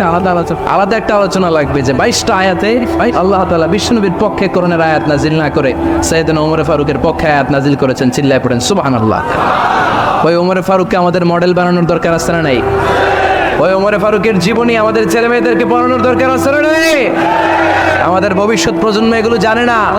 ওরা সালমান খান দেখে বড় হয়, ওরা শাহরুখ খান দেখে বড় হয়, ওরা ঋত্বিক রোশনকে দেখে বড় হয়। ওরা মনে করে যে এরাই বড় সুপার হিরো। আমাদের যে কত বড় সুপার হিরো আছে এরা জানেই না। নতুন প্রজন্মের কর্ণকহরে সাইয়েদনা ওমর ফারুকের ইতিহাস পৌঁছে দেওয়ার দরকার আছে না নাই? ওমর ফারুকের ইন্তেকালের ঘটনাটা বলেই আমরা মোনাজাতের দিকে যাব। শুনবেন? শুনতে চান? উনি স্বপ্নে দেখলেন একটা লাল মোরগ ওনাকে 3টে ঠোকর মেরেছে। কয়টা? উনি জুমার নামাজে জিলহজ মাসের শেষ সপ্তাহে জুমার নামাজে বললেন যে একটা লাল মোরগ 3টে ঠোকর মেরেছে। মুগীরা ইবনে শুবা রাদিয়াল্লাহু তাআলা আনহুর দাস আবু লুলু আল মাজুসি এই লোকটা খঞ্জর বানাতে পারতো, মুগীরা রাদিয়াল্লাহু তাআলা আনহুর দাস। মুগীরা প্রতিদিন 4 দিরহাম করে চার্জ করতো, যেহেতু দাস। সে এসে বিচার দিল, আমিরুল মুমিনিন, মুগীরা আমার থেকে বেশি টাকা চায়, জুলুম করে। ওমরে ফারুক বললেন, তাই? তুমি কি কাজ জানো? বলে, আমি খঞ্জর বানাতে জানি। বাড়ি কই? পারস্য। বাড়ি? আরে তুমি খঞ্জর বানাতে জানলে তো 4 দিরহাম অনেক কম। সে তো আরো বেশি টাকা নেওয়া দরকার ছিল তোমার থেকে। আবু লুলুর এই কথা পছন্দ হয় নাই। সে কয়, ওমর, তুই সবারে দয়া দেখাও, আর আমার ক্ষেত্রে কঠিন নিয়ম বানাইলা, দাঁড়াও এই নিয়ম তোমার আমি দেখাবো। এই রাগে সে বাড়িতে যে একটা খঞ্জর বানালো। কি বানালো? খঞ্জর চেনেন? ছোট্ট ছুরি। কিছুদিন আগে ওমানের সুলতান কাবুস ইন্তেকাল করেছে। জানেন আপনারা? ওনার এই কোমরের মধ্যে খঞ্জর থাকতো, ছবিতে দেখছেন? আরব শায়েখ যারা সুলতান আমির, কোমরে কি থাকে? ছোরা থাকে, খঞ্জর। সে বাসায় যে একটা খঞ্জর বানালো, যেই খঞ্জরের 2 মাথা, লাহু রাসান ওয়া মাকবাদাতুহু ফি ওয়াসাতি, আর ধরার হ্যান্ডেলটা মাঝখানে, এদিকেও ছুরি এদিকেও ছুরি, যাতে এইভাবে মারা যায়। সে ধার দিতে লাগলো আর বলল, ওমর দাঁড়াও, তোমারে আমি দেখাবো। ওমর ফারুক মসজিদে নববীর ইমাম, ফজরের নামাজের সময় এই আবু লুলু আল মাজুসি বুরনুস পরে, চাদর পরে লুকিয়ে সে অগ্নি উপাসক, মুমিন নয়। ওমর ফারুককে অ্যাটাক করার জন্য গেলেন মসজিদে নববীতে। ওয়াকানু ইউসাল্লুনা বিগালাস, তখন ওনারা অন্ধকারে নামাজ পড়তো। নামাজের সময় যখন হলো, লুকিয়ে প্রথম কাতারে ওমর ফারুকের পিছনে মুয়াজ্জিনের পাশেই দাঁড়ালে। হাতে খঞ্জর, একামত হলো। ওমর ফারুক সালাত শুরু করলেন, ফজরের সালাত। আল্লাহু আকবার, নামাজ শুরু করলেন। সূরা ফাতিহা বললেন। আরেকটা সূরা যখন পড়তে যাবেন, in the mean time Abu Lulu এই খঞ্জর নিয়ে ওমর ফারুকের বুকের মধ্যে 3টা স্টেপিং করলেন। একটা মারলেন নাভির নিচে, মারার সাথে সাথে পাকস্থলী কেটে গেল। আরেকটা মারলেন পাজরে, পাজর ছিঁড়ে গেল। 3টা মারার পরে ওমর ফারুক বললেন, কতালানি আল কাল, এক কুকুর আমাকে মেরে ফেলেছে। পেছন থেকে এক সাহাবীকে টান মেরে সামনের দিকে নিয়ে গেলেন। তুমি নামাজের ইমামতি করাও। আর ওমর ফারুককে বাকিরা ধরাধরি করে পেছনে নিতে আরম্ভ করলেন। আর এই আত্মাই আক্রমণ যে করেছে, সে কাতারের মাঝখান দিয়ে যেতে আরম্ভ করলো, আর 2 দিকে ছুরি মারতে আরম্ভ করলো। 13 জন সাহাবীর গায়ে ছুরি মেরেছে, 7 জন সাহাবা স্পট ডেথ, জায়গায় মৃত্যু। এই ভয়ঙ্কর অবস্থা দেখে এক সাহাবী বুরনুস, এক ধরনের জুব্বা আছে মাথাওয়ালা, অনেকে জ্যাকেট পরছেন না এরকম মাথাওয়ালা, লম্বা জুব্বা আছে, আরবরা শীতে পরে মাথাওয়ালা। এই মাথাওয়ালা জুব্বা বের করে এক সাহাবী জালের মতো তার দিকে উড়ায় ওই বুরনুসের মধ্যে পেঁচিয়ে আবু লুলু মাটিতে পড়ে গেল আর সুইসাইড করে ফেললো, নিজের বুকে নিজে মেরে আত্মহত্যা। যেই সাহাবীকে ইমামতির জন্য দাঁড় করালেন, উনি ছোট্ট সূরা দিয়ে প্রথম রাকাতে সূরা আল কাউসার, দ্বিতীয় রাকাতে সূরাতুল ইখলাস দিয়ে নামাজ শেষ। ওমর ফারুক বেহুশ। ওমর ফারুক কি? বেহুশ। সবাই কান্নাকাটি করতেছে, সবাই দেখতে গেলেন, এখন হুঁশ ফিরে না। মুখ খুলে রাষ্ট্রের চিকিৎসক মুখের মধ্যে দুধ দিলেন, ওই নাভি দিয়ে দুধ বের হয়ে যায়, পাকস্থলী কেটে ওখান দিয়ে দুধ বের হয়ে যাচ্ছে। তারা বললো, ওনারে বাঁচানো সম্ভব না, দেখেন হুঁশ ফিরে কিনা। হুঁশ ফিরলে ওনার পরে কে আমির হবে, উনি যেন প্যানেল ঠিক করে দিয়ে যায়। সবাই তাকিয়েছে ওমর ফারুকের চোখের দিকে। আল্লাহর মেহেরবানিতে ঘন্টাখানিক পরে উনি চোখ খুললেন। চোখ খোলার পরেই বলেন নাই, ও মা আমি মরে যাই। চোখ খোলার পরে উনি বলেন নাই, কে মারলো আমারে। চোখ খোলার পরে উনি বলেন নাই, আমার পরে নেতা কে হবে। চোখ খোলার পরে সর্বপ্রথম কথাটি ছিল, আসল্লান নাস, আমার নেতৃত্বে যে ফজরের নামাজটা শুরু হয়েছিল, এটাকে ঠিক মতো তোরা পড়েছিলি? আমার নেতৃত্বে যে ফজরের জামাত শুরু হয়েছিল, সেটা ঠিকঠাক মতো সমাপ্ত হয়েছিল কিনা আগে বল। আসল্লান নাস, নামাজটা হয়েছে কিনা বল। ঠিক না? সুবহানাল্লাহ বলতে পারলেন না? This is Umar, our superhero, নেতা অনেকগুলো লাগে না, এরকম নেতা একটাই যথেষ্ট, যে গোটা বিশ্বকে কাঁপায় দিতে পারে। চিল্লায় বলো ঠিক কিনা? আমরা চাই আমাদের ছেলেগুলো ওমরে ফারুকের মতো বড় হোক। আমরা চাই আমাদের ছেলে মেয়েগুলো খাব্বাব, খুবাইব, সাইয়েদনা আলী, উসমান, আবু বকর রাদিয়াল্লাহু তাআলা আনহুর অনুসরণে বড় হোক, ঠিক কি না? আমরা একটা ওমর চাই, যিনি আমাদেরকে সালাতের শিক্ষা দিয়ে গিয়েছেন, ইন্তেকালের আগে বলেছেন সাল্লান নাস। এজন্য আমরা যেন নামাজ কখনো নষ্ট না করি। আল্লাহর জমিনে দ্বীন বাস্তবায়ন আসাদ্দুহুম ফি আমরিল্লাহি ওমর রাদিয়াল্লাহু তাআলা আনহুর মতো এত কঠোর কেউ ছিলেন না। তাই দ্বীন বাস্তবায়নে আমরা যেন কাউরে ছাড় না দেই। সবার আগে আল্লাহর দ্বীন, সবার আগে আল্লাহর কোরআন, সবার আগে আমার ইসলাম, ঠিক কি না? চাইলেই কেউ এদেশ থেকে ইসলামরে মিটাই দিতে পারবে না। যে দেশে আল্লাহু আকবার ধ্বনির সাথে সাথে সূর্য উঠে যায়, আল্লাহু আকবার ধ্বনির সাথে সাথে সূর্য ডুবে যায়, সে দেশে আর কিছু থাকবে না, থাক আমার ইসলাম থাকবেই। এই কোরআনকে আমি তোমাদের হতভাগ্য জাতি হিসেবে দুনিয়ায় থাকার জন্য পাঠাই নাই, এটা রব্বুল আলামিনের পক্ষ থেকে এসেছে। যারা রবকে ভয় করে তাদের জন্য আছে উপদেশ। যিনি আকাশ বানিয়েছেন, জমিন বানিয়েছেন, ওই আল্লাহ তাআলা নিজেই এই কোরআন পাঠিয়েছেন। আওয়াজ করে পড়তে হবে আল্লাহু আকবার। উনি খুব ভালো আরবি জানতেন, ভালো আরবি। সূরা তাহা পড়ার পরে আর ধৈর্য ধারণ করতে পারে না। ওমর ফারুক ছোট্ট বাচ্চার মতো কান্না শুরু করে দিলেন, আল্লাহু আকবার। সূরা তাহাটা হাতে নিয়ে, তলোয়ারটা হাতে নিয়ে বিশ্বনবীর দিকে ছুটতে আরম্ভ করলেন। আইনা মুহাম্মদ, আইনা, কোথায় মুহাম্মদ? তোমরা আমাকে মুহাম্মাদের কাছে নিয়ে চলো। বিশ্বনবী তখন সাফা পাহাড়ের পাদদেশে দারুল আরকাম ইবনে আলকামের ঘরে লুকিয়ে লুকিয়ে কোরআনের দাওয়াত দিতেন। ওমরে ফারুককে পাগলের মতো ছুটে আসতে দেখে বিশ্বনবীর চাচা হামজা ইবনে আব্দুল মুত্তালিব বলল, নবী আপনি পালান, ওই যে খাত্তাবের বেটা ওমর আপনাকে অপমান করার জন্য, আক্রমণ করার জন্য তেরে এসেছে।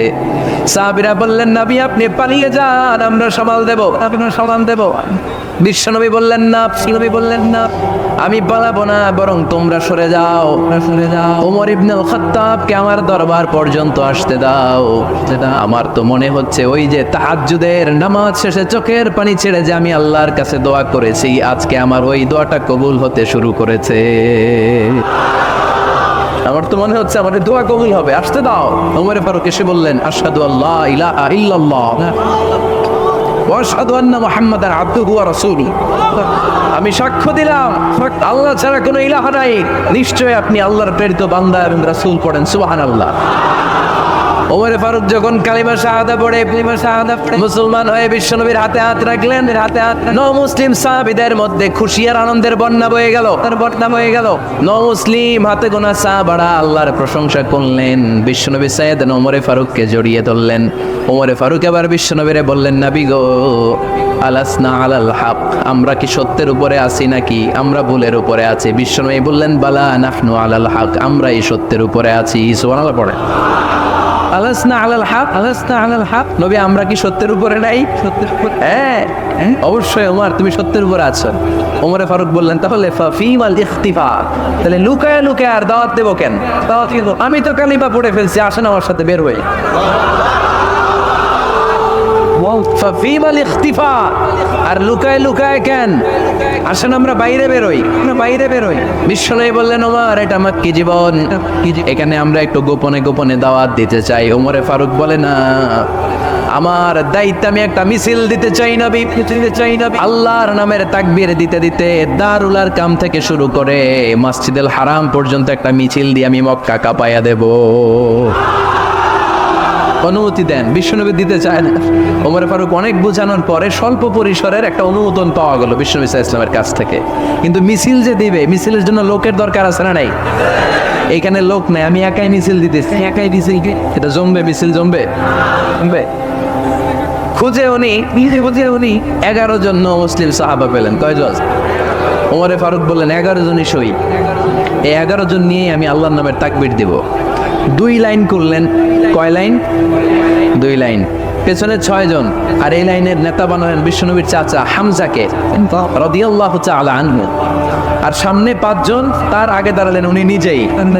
তাহলে 6-6-12 বললেন, এই 2 লাইনই আমরা তাকবীর দিতে দিতে, বেশি না, এই দারুল আরকামের ঘর থেকে, আপনারা জানেন যে সাফা মারওয়া এখন যে সাই হয়, এই সাফার পাদদেশে ছিল দারুল আরকামের ঘর। উনি বললেন, এখান থেকে ওই যে কাবার গিলাফ দেখা যায়, কাবার গিলাফ পর্যন্ত আমরা এই তাকবীর নিয়ে ওখানে যাব। তাকবীর নিয়ে সুবহানাল্লাহ পড়বেন না? ওখানে উনি দাঁড়িয়ে ছোট্ট একটা ভাষণ দিয়েছিলেন। উনি বলেছিলেন, মান আরাদা আন তাসকুলা উম্মু ওয়া ইয়াতামা ওয়ালাদু ওয়া তারমিলা যাওজাতুহু ফালিয়াসুদ্দানি। খেয়াল করে শুনেন, কান দুইটা খরগোশের কানের মতো খাড়া করেন। উনি এক বাক্যের একটা ভাষণ দিলেন। ভাষণ দিতে জানলে বড় ভাষণ দেয়া লাগে না, এক বাক্যের ভাষণ দিয়ে গোটা বিশ্বকে ঝাঁকুনি মারা যায়। চিল্লায় বলো ঠিক কিনা? ওমর ফারুক এক বাক্যের একটা ছোট্ট ভাষণ দিলেন, মান আরাদা আন তাসকুলা উম্মু। কে আছো মায়ের এই মক্কায়, কে আছো মায়ের বুক খালি করতে চাও? ইয়াতামা ওয়ালাদু, কে আছো বাচ্চাগুলারে, নিজের সন্তানগুলোরে ইয়াতিম বানাতে চাও? কে আছো তারমিলা যাওজাতুহু, নিজের স্ত্রীকে বিধবা বানাতে চাও? ফালিয়া সুদ্দানি, বুকের পাটা থাকলে আমি ওমর রে থামাও। ফালিয়া সুদ্দানি, দেখি মক্কায় কার এত বড় বুকের পাটা। কে আছো মায়ের বুক খালি করতে চাও, সন্তান এতিম বানাতে চাও, স্ত্রীকে বিধবা বানাতে চাও? ফালিয়া সুদ্দানি, পারলে আমারে ঠেকাও। এই বলে উনি আল্লাহু আকবার, আল্লাহু আকবার, আল্লাহু আকবার বলে স্লোগান শুরু করে দিলেন। এক এক স্লোগানে মক্কার মরুজমিন থারথার করে কাঁপতে আরম্ভ করলেন। এই মিছিল মক্কার কেউ দেয় নাই। মিছিলের আওয়াজ শুনে আবু জাহেল বাইরিস, উতবা বাইরিস, শাইবা, ওয়ালিদ ইবনে মুগিরা সব বের হয়েছে। কি রে, আমার এলাকায় এত বড় স্লোগান, কার এত সাহস? বের হয়ে দেখে মিছিলের সামনে ওমর রে দেখে দিছে একদম। কারণ ওমরে ফারুককে থামানোর মতো বাপের বেটা মক্কায় তৃতীয়টা কেউ ছিল না। আওয়াজ করে বলে ঠিক কিনা? ওমরে ফারুক আল্লাহু আকবার বলে স্লোগান দিতে দিতে মসজিদুল হারামের ভেতরে ঢুকে গেল। কাবার গিলাফ ধরার পরে সেদিন মিছিল থেমেছে। ওই আল্লাহর নামের স্লোগান সেদিন কেউ থামাতে পারে নাই, কিয়ামত পর্যন্ত কেউ থামাতে পারবে না। চিল্লায় বলো ঠিক কিনা?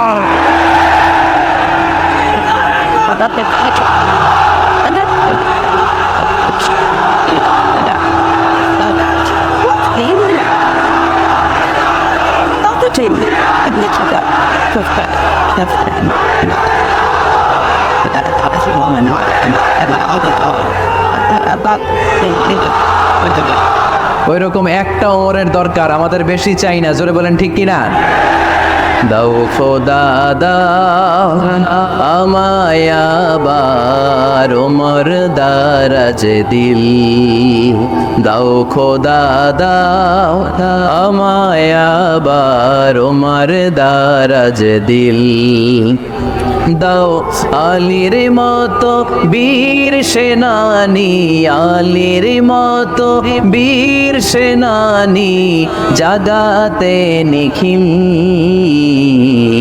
দাও খোদা দাও আমায় আবার ওমর দারাজ দিল। সুবহানাল্লাহ পড়েন। একটা ওমর লাগবে, একটা ওমর। চিল্লায় বলেন কয়টা? ওই ওমরের অপেক্ষায় বাংলাদেশ সহ গোটা মুসলিম উম্মাহ, ঠিক কি না? একটা ওমরে যথেষ্ট। আমাদের সেন্ট্রাল লিডারশিপ নাই তো, আমাদেরকে এদিকে লাথি মারলে আমরা ওইদিকে যাই, ওদিক থেকে কোথায় মারলে আমরা এদিকে যাই। আমাদের রিপ্রেজেন্টেটিভ, আমাদের প্রতিনিধিত্ব করার মতো কোনো কেন্দ্রীয় লিডারশিপ নেতৃবৃন্দ গোটা বিশ্বে নাই, ঠিক কি না? আমরা সেই ওমরে ফারুকের অপেক্ষায়, আমরা সেই ইমাম আল মাহাদির অপেক্ষায়। এই ওমরে ফারুক আমাদের মডেল, ঠিক কিনা? Third in position. এই পুরা উম্মতের মধ্যে ওনার পজিশন নাম্বার 3। এক নাম্বার পজিশন বিশ্বনবীর, কার? 2 নাম্বার পজিশন কার? আবু বকর। 3 নাম্বার পজিশন কার? ওমরে ফারুকের। বিশ্বনবী বলতেন লা নবিয়্যা বা'দি, লা নবিয়্যা বা'দি, আমার পরে কোনো নবী নাই। ওয়ালা রাসূলা, আমার পরে কোনো রাসূলও নাই। আমার নবীর পরে আর কোনো নবী আছে? আমার নবীর পরে আর কোনো রাসূল আছে? এই যে কাদিয়ানি যে একটা সম্প্রদায় আছে, এরা কি মুসলিম নাকি অমুসলিম? মুসলিম সম্প্রদায়ের সাথে এদের কোনো সম্পর্ক নাই। চিল্লা বলেন ঠিক কিনা? এরা যদি মুসলমান হতে চায়, আমার নবী দ্য লাস্ট মেসেঞ্জার বিশ্বনবীকে খাতামুন নবী হিসেবে সংবাদ সম্মেলন করে গোটা বিশ্বকে জানাই দিতে হবে, তারপরে তাদেরকে আমরা মুসলিম হিসেবে স্বীকৃতি দিব। চিল্লা বলেন ঠিক কিনা? তা না হলে তারা কোন ধর্মের এটাকে জানাই দিতে হবে। No inferiority complex, no identity crisis. Identity ক্রাইসিসে থাকা যাবে না। আপনারা কোন ধর্মের এটা জানাই দেন। আপনারা বিশ্ব নবীরও শেষ নবী মানবেন না, আবার মুসলিম বলেও নিজেদেরকে ট্যাগ লাগাতে চাইবেন। সাধারণ মুসলমানরা এটা এই ধোঁকাবাজি মানে না। চিল্লায় বলেন ঠিক কিনা? আমার নবীর পরে কোনো নবী নাই, আমার রাসূলের পরে কোনো রাসূল নাই। ঠিক কি না? আল্লাহর হাবিব বলতেন লাউ কানা বাদি নবিয়্যুন লাকানা উমর, তবে আমার পরে যদি নবী হওয়ার যোগ্যতা কারো থাকে আমার ওমরের ওই যোগ্যতা আছে। সুবহানাল্লাহ পড়েন। প্রভু তুমি বলেছ রাসূল দেবে না, বলনি দেবে না ওমর, বলনি দেবে না হামজা তারি, খালিদ বিজয় সমর। প্রভু তুমি বলেছ রাসূল দেবে না, বলনি দেবে না ওমর, বলনি দেবে না হামজা তারি, খালিদ বিজয় সমর। প্রভু তুমি বলেছ রাসূল দেবে না। সুবহানাল্লাহ পড়েন। এজন্য আমরা একটা ওমর চাই, একটা ওমর চাই। কয়টা? বেশি লাগবে? নেতার মতো নেতা কয়টা লাগে? জোরে বলেন কয়টা? Enough, enough, enough, that's enough. That's Omar Farooq, our superhero, superhero. ওনার সাথে বিশ্বনবী সাল্লাল্লাহু আলাইহি ওয়াসাল্লামের মোসাহারার সম্পর্ক ছিল। ওমরে ফারুক যে বিশ্বনবীর শ্বশুর এটা অনেকে জানেই না, এটা অনেকে জানেই না। ওমরে ফারুক রাদিয়াল্লাহু তাআলা আনহু বিশ্বনবীর শ্বশুর ছিলেন। এটা আজকে নতুন শুনছেন। কে কে হাত তুলে কে কে দেখছেন? হুজুর সঠিক বলছি না আমি? অনেকে আমরা জানি না। মাশাআল্লাহ, জানতে লজ্জা নাই, শিখতে লজ্জা নাই। লজ্জা হচ্ছে অজ্ঞতায় আর মূর্খতায়, ঠিক কি না? বিশ্বনবী সাহাবীদের সামনে একটা স্বপ্নের কথা বলছেন। বিশ্বনবী বললেন আমি স্বপ্নে দেখলাম আমার আঙ্গুলের ফাঁকা থেকে দুধ বের হচ্ছে, আমি তৃপ্তি সহকারে দুধ খেলাম। খাওয়ার পরে দেখলাম আঙ্গুলের মধ্যে একটু দুধ লেগে আছে। আমার আঙ্গুলে অতিরিক্ত লেগে থাকা দুধটা আমি ওমরে ফারুকের মুখের মধ্যে লাগিয়ে দিলাম। সাহাবারা বললেন ইয়া রাসূলুল্লাহ, ইয়া হাবিবাল্লাহ, মাযা আওয়ালতা বিহি, এই স্বপ্নের আপনি কি ব্যাখ্যা করলেন? আমরা তো বুঝলাম না। বিশ্বনবী বললেন আওয়ালতু বিহি আল ইলম, আমি এই দুধ দিয়ে জ্ঞানের ব্যাখ্যা করেছি, কারণ ওমরকে আল্লাহ যেই জ্ঞান দিয়েছে গোটা বিশ্বের কাউকে এত জ্ঞান দেয় না। এজন্য স্বপ্নে যদি কেউ দেখেন যে আপনি দুধ খাচ্ছেন, তার মানে আল্লাহ তাআলা আপনার জ্ঞান বাড়ায় দিবেন। আপনার জ্ঞান। ওমরে ফারুককে দুধ খেয়ে অতিরিক্ত দুধের অংশটা বিশ্বনবী আবু বকর রাদিয়াল্লাহু তাআলা আনহুর মুখে দেন নাই, সাইয়েদনা উসমানের মুখে দেন নাই, আলী রাদিয়াল্লাহু তাআলা আনহুর মুখে দেন নাই। স্বপ্নে ওই অতিরিক্ত লেগে থাকা দুধটা বিশ্বনবী ওমরে ফারুকের ঠোঁটের মধ্যে লাগিয়ে দিয়েছেন। এই হাদিস থেকে প্রমাণ হয় আল্লাহ তাআলা জ্ঞানের নেয়ামতে সাইয়েদনা ওমরে ফারুককে ধন্য করেছেন। আবার বুখারীর বর্ণনা সিফাতনা বিশ্বনবী সাল্লাল্লাহু আলাইহি ওয়াসাল্লাম আরেক স্বপ্নের বর্ণনা দিচ্ছেন। তিনি বললেন তোমাদের সবাইকে স্বপ্নে আমার সামনে দাঁড় করানো হলো। আমি দেখলাম তোমাদের কারো জুব্বা নাভি পর্যন্ত, কারো জুব্বা হাঁটু পর্যন্ত, কারো জুব্বা টাকনো পর্যন্ত। ওমরে ফারুককে যখন স্বপ্নে আমার সামনে দাঁড় করিয়ে দেয়া হলো, আমি দেখলাম ওমরের জুব্বা এত লম্বা, ওমর টেনে হিচড়ে তার জুব্বা নিয়ে সামনে হেঁটে যাচ্ছে। সাহাবারা বললেন ফামাযা আওয়ালতা বিহি ইয়া রাসূলুল্লাহ, ও আল্লাহর রাসূল এই স্বপ্ন দিয়ে আপনি কি বোঝাতে চাইলেন? আমরা কিছু বুঝলাম না। বিশ্বনবী বললেন আওয়ালতু বিহি আদ-দ্বীন, আমি এই হাদিসের দ্বারা দ্বীনের ব্যাখ্যা করলাম, যার জামা যত লম্বা তার দ্বীনদারি তত বেশি। সুবহানাল্লাহ, আসতে পড়েন। স্বপ্নে দেখলেন কোন সাহাবীর জুব্বা নাভি, কোন সাহাবীর হাঁটু, কারোটা টাকনু, কিন্তু ওমরে ফারুকের জুব্বা এত লম্বা, ইয়াজুরু সাওবাহু, তিনি তার জুব্বা টেনে হিচড়ে যাচ্ছেন। বিশ্বনবী বললেন এটা দ্বারা আমি দ্বীন, আমি তাকওয়া, দ্বীনদারি, তাকওয়া এটার ব্যাখ্যা করেছি। তার মানে ওমরে ফারুকের তাকওয়ার সামনে সব তাকওয়া পানি হয়ে যাবে। কোন সুবহানাল্লাহ। আল্লাহ তাআলা সাইয়েদনা ওমরে ফারুককে দ্বীনের জ্ঞান দিয়েছেন, তাকওয়া দিয়েছেন। যুবক ভাইরা, যাকে আল্লাহ তাআলা দ্বীনের জ্ঞান দেয়, যাকে আল্লাহ তাআলা তাকওয়ার এই গুণ দিয়ে সমৃদ্ধ করে, তার জন্য গোটা বিশ্বের সব দরজাগুলোকে ওপেন করে দেয় কে? কত বড় মুত্তাকি ছিলেন সাইয়েদনা ওমরে ফারুক। মদিনার সমাজে কয়জন মুনাফিক ছিল বিশ্বনবী ছাড়া কেউ বলতে পারতেন না। বিশ্বনবী কোন সাহাবীকে মুনাফিকদের লিস্ট দিয়ে যান নাই, একজন সাহাবী ছাড়া। দেখি কেউ বলতে পারেন কি নয় সাহাবীর নাম? কি নয় সাহাবীর নাম? কি নাম? হুযায়ফা ইবনুল ইয়ামান রাদিয়াল্লাহু তাআলা আনহু। ওনাকে বলা হতো সাহিবু সিররি রাসূলিল্লাহ, আল্লাহ রাসূল সাল্লাল্লাহু আলাইহি ওয়াসাল্লামের গোপন তথ্যের ধারক বাহক। সুবহানাল্লাহ পড়বেন না? বিশ্বনবী ইন্তেকালের আগে মদিনার সমাজে মোট কয়জন মুনাফিক আছে এই তথ্য আবু বকরকে বলেন নাই, ওমর রাদিয়াল্লাহু তাআলা আনহুকে বলেন নাই, উসমান রাদিয়াল্লাহু তাআলা আনহু, আলী রাদিয়াল্লাহু তাআলা আনহু, আশারাতুল মুবাশশিরিনা বিল জান্নাহ কোন সাহাবীকে বলেন নাই। শুধুমাত্র কেবলমাত্র একমাত্র হুযায়ফা ইবনুল ইয়ামান রাদিয়াল্লাহু তাআলা আনহুর কাছে মুনাফিকদের লিস্টে বিশ্বনবী দিয়ে গিয়েছেন। সুবহানাল্লাহ পড়ে। মদিনায় কারা কারা মুনাফিক কেউ জানতো না হুযায়ফা ছাড়া। কে ছাড়া? নামটা আজকে মুখস্থ করেন, যাতে অন্য কোনো ওয়াজে কেউ জিজ্ঞেস করলে বলতে পারে। মুনাফিকদের লিস্ট যে সাহাবীর কাছে বিশ্বনবী দিয়ে গিয়েছিলেন, সাহাবীর নাম কি? নামটা কেমন লাগে? ভালো লাগে? অনেকে আমারে জিজ্ঞেস করে, হুজুর আমার ছেলে হবে আগামী মাসে, একটা নাম দেন। নাম দিয়ে দিলাম হুযায়ফা। যাদের হবে ছেলে, এলাকায় যাদের নেক্সট কয়েক মাসে ছেলে হবে, খালি হুযায়ফা চলবে। কি চলবে? ভাল লাগে? নামটা ভাল লাগে? রাইকেন, অনেক সুন্দর না? উনি জানতেন মুনাফিক কারা। দেখেন ওমরে ফারুকের তাকওয়ার লেভেলটা কত হাই। ওমরে ফারুক একদিন হুযায়ফা রাদিয়াল্লাহু তাআলা আনহুর কাছে গেলেন, যে বললেন, হুযায়ফা বিশ্বনবী ইন্তেকালের আগে মুনাফিকদের নামের লিস্টটা কারো কাছে দেয় নাই, আমার জানা নাই, সাইয়েদনা আবু বকরের জানা নাই, কোন সাহাবীর জানা নাই, তুমি ছাড়া। আমি তোমার কাছে জানতে চাই, আমি ওমরের নামটা ওই মুনাফিকদের খাতায় আছে কিনা আমার একটু বলো। আমার ওমরের নামটা ওই মুনাফিকদের লিস্টিতে একটু আছে কিনা, নামটা একটু বলো। যদি থাকে আমি ভালো হয়ে যাব। আমি নেফাকি দূর করে পাক্কা মুমিন হতে চাই। আমার নাম যদি মুনাফিকের লিস্টে থাকে আমি তো শেষ। হুযায়ফা চোখের পানি ছেড়ে দিয়ে বলে, আমিরুল মুমিনিন, কেমন প্রশ্ন করলেন আপনি? আপনি বিশ্বনবীর শ্বশুর। এই উম্মতে আপনার পজিশন 3 নাম্বার। আপনারে মুনাফিকরা ভয় পায়, শয়তান আপনারে ভয় পায়। আপনি জান্নাতে সব বয়স্ক লোকদেরকে নিয়ে জান্নাতের মধ্যে আগে আগে ঢুকবেন, কেমন করে মুনাফিকদের কাতারে আপনার নাম থাকতে পারে? ওয়ার সুবহানাল্লাহ পড়ে। কি বিনয়ী, কি তাকওয়া। হুযায়ফাকে যে ধরতেন, হুযায়ফা একটু বলো না আমার নামটা মুনাফিকদের লিস্টিতে আছে কি? মুনাফিকদের লিস্টিতে আছে। ওমরে ফারুকের যদি এই টেনশন থাকে যে আমি মুনাফিক হয়ে গেলাম কিনা, আমাদের এই টেনশন থাকার দরকার আছে না নাই? হ্যাঁ, এজন্য সব সময় আল্লাহর কাছে দোয়া করতে হবে, আল্লাহ তুমি নেফাকি থেকে আমাদেরকে বাঁচাও। আরো জোরে পড়েন আমিন। ওমর ফারুক রাদিয়াল্লাহু তাআলা আনহু আমাদের সুপার হিরো, আমাদের সবাই বলেন আমাদের। উনি কত বড় সুপার হিরো শুনেন। উনি জুমার খুতবা দিচ্ছেন।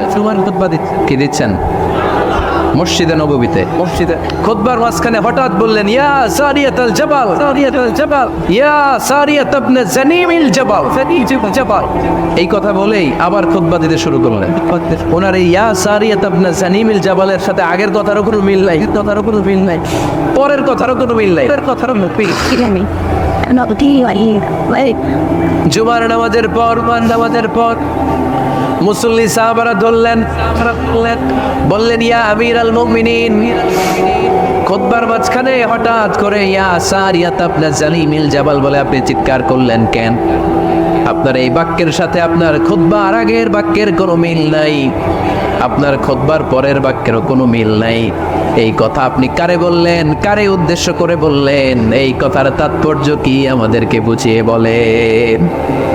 ওমরে ফারুক বললেন, আমি যখন খুতবা দিচ্ছি আমি দেখতে পেলাম ওই যে কয়েক মাস আগে আমি আমার মুসলিম সেনাবাহিনী পারস্যে আক্রমণের জন্য পাঠিয়েছি, বর্তমান ইরান। ইরানের ওই বিশাল এলাকাতে পারস্যে আমি আমার ব্যাটালিয়ন পাঠিয়েছি। আমি হঠাৎ করে দেখতে পেলাম আমার মুসলিম বাহিনীর সেনাপতি যুদ্ধের এক পর্যায়ে তার ডানে আছে উপত্যকা, বায়ে আছে পাহাড়, সে পাহাড়ি রাস্তা ছেড়ে দিয়ে উপত্যকার দিকে যেতে শুরু করেছে। আমি দেখতে পেলাম আমার মুসলিম বাহিনী যদি উপত্যকার দিকে ছুটে বেড়ায়, কাফির মুশরিকরা আমার মুসলিম বাহিনীকে কচুকাটা করে ফেলবে। তাই আমি এখান থেকে তাদেরকে কমান্ড দিয়ে বলেছি, ইয়া সারিয়াতাল জাবাল, উপত্যকার দিকে নয় পাহাড়ের দিকে যাও, তাহলেই তোমাদের বিজয় নিশ্চিত হয়ে যাবে। উপত্যকার দিকে যেও না, ইলাল জাবাল ইলা সারিয়াতিল জাবাল, পাহাড়ের দিকে ছোট। সাহাবারা অবাক। ঘটনা কি? উনি বসে আছেন মদিনায়, মসজিদে নববীর মিম্বারে দাঁড়িয়ে। উনি যদি ইয়া সারিয়াতাল জাবাল বলে, এটা কি ইরানে যাবে নাকি? ও মিয়া, তখনকার সময়ে বর্তমানের মতো মোবাইল ছিল নাকি? ইন্টারনেট ছিল নাকি? কিছু ছিল? খালি মুখে আমি যদি বলি ইয়া সারিয়াতাল জাবাল, এটা ইরানে যাবে? ইন্ডিয়ায় যাবে?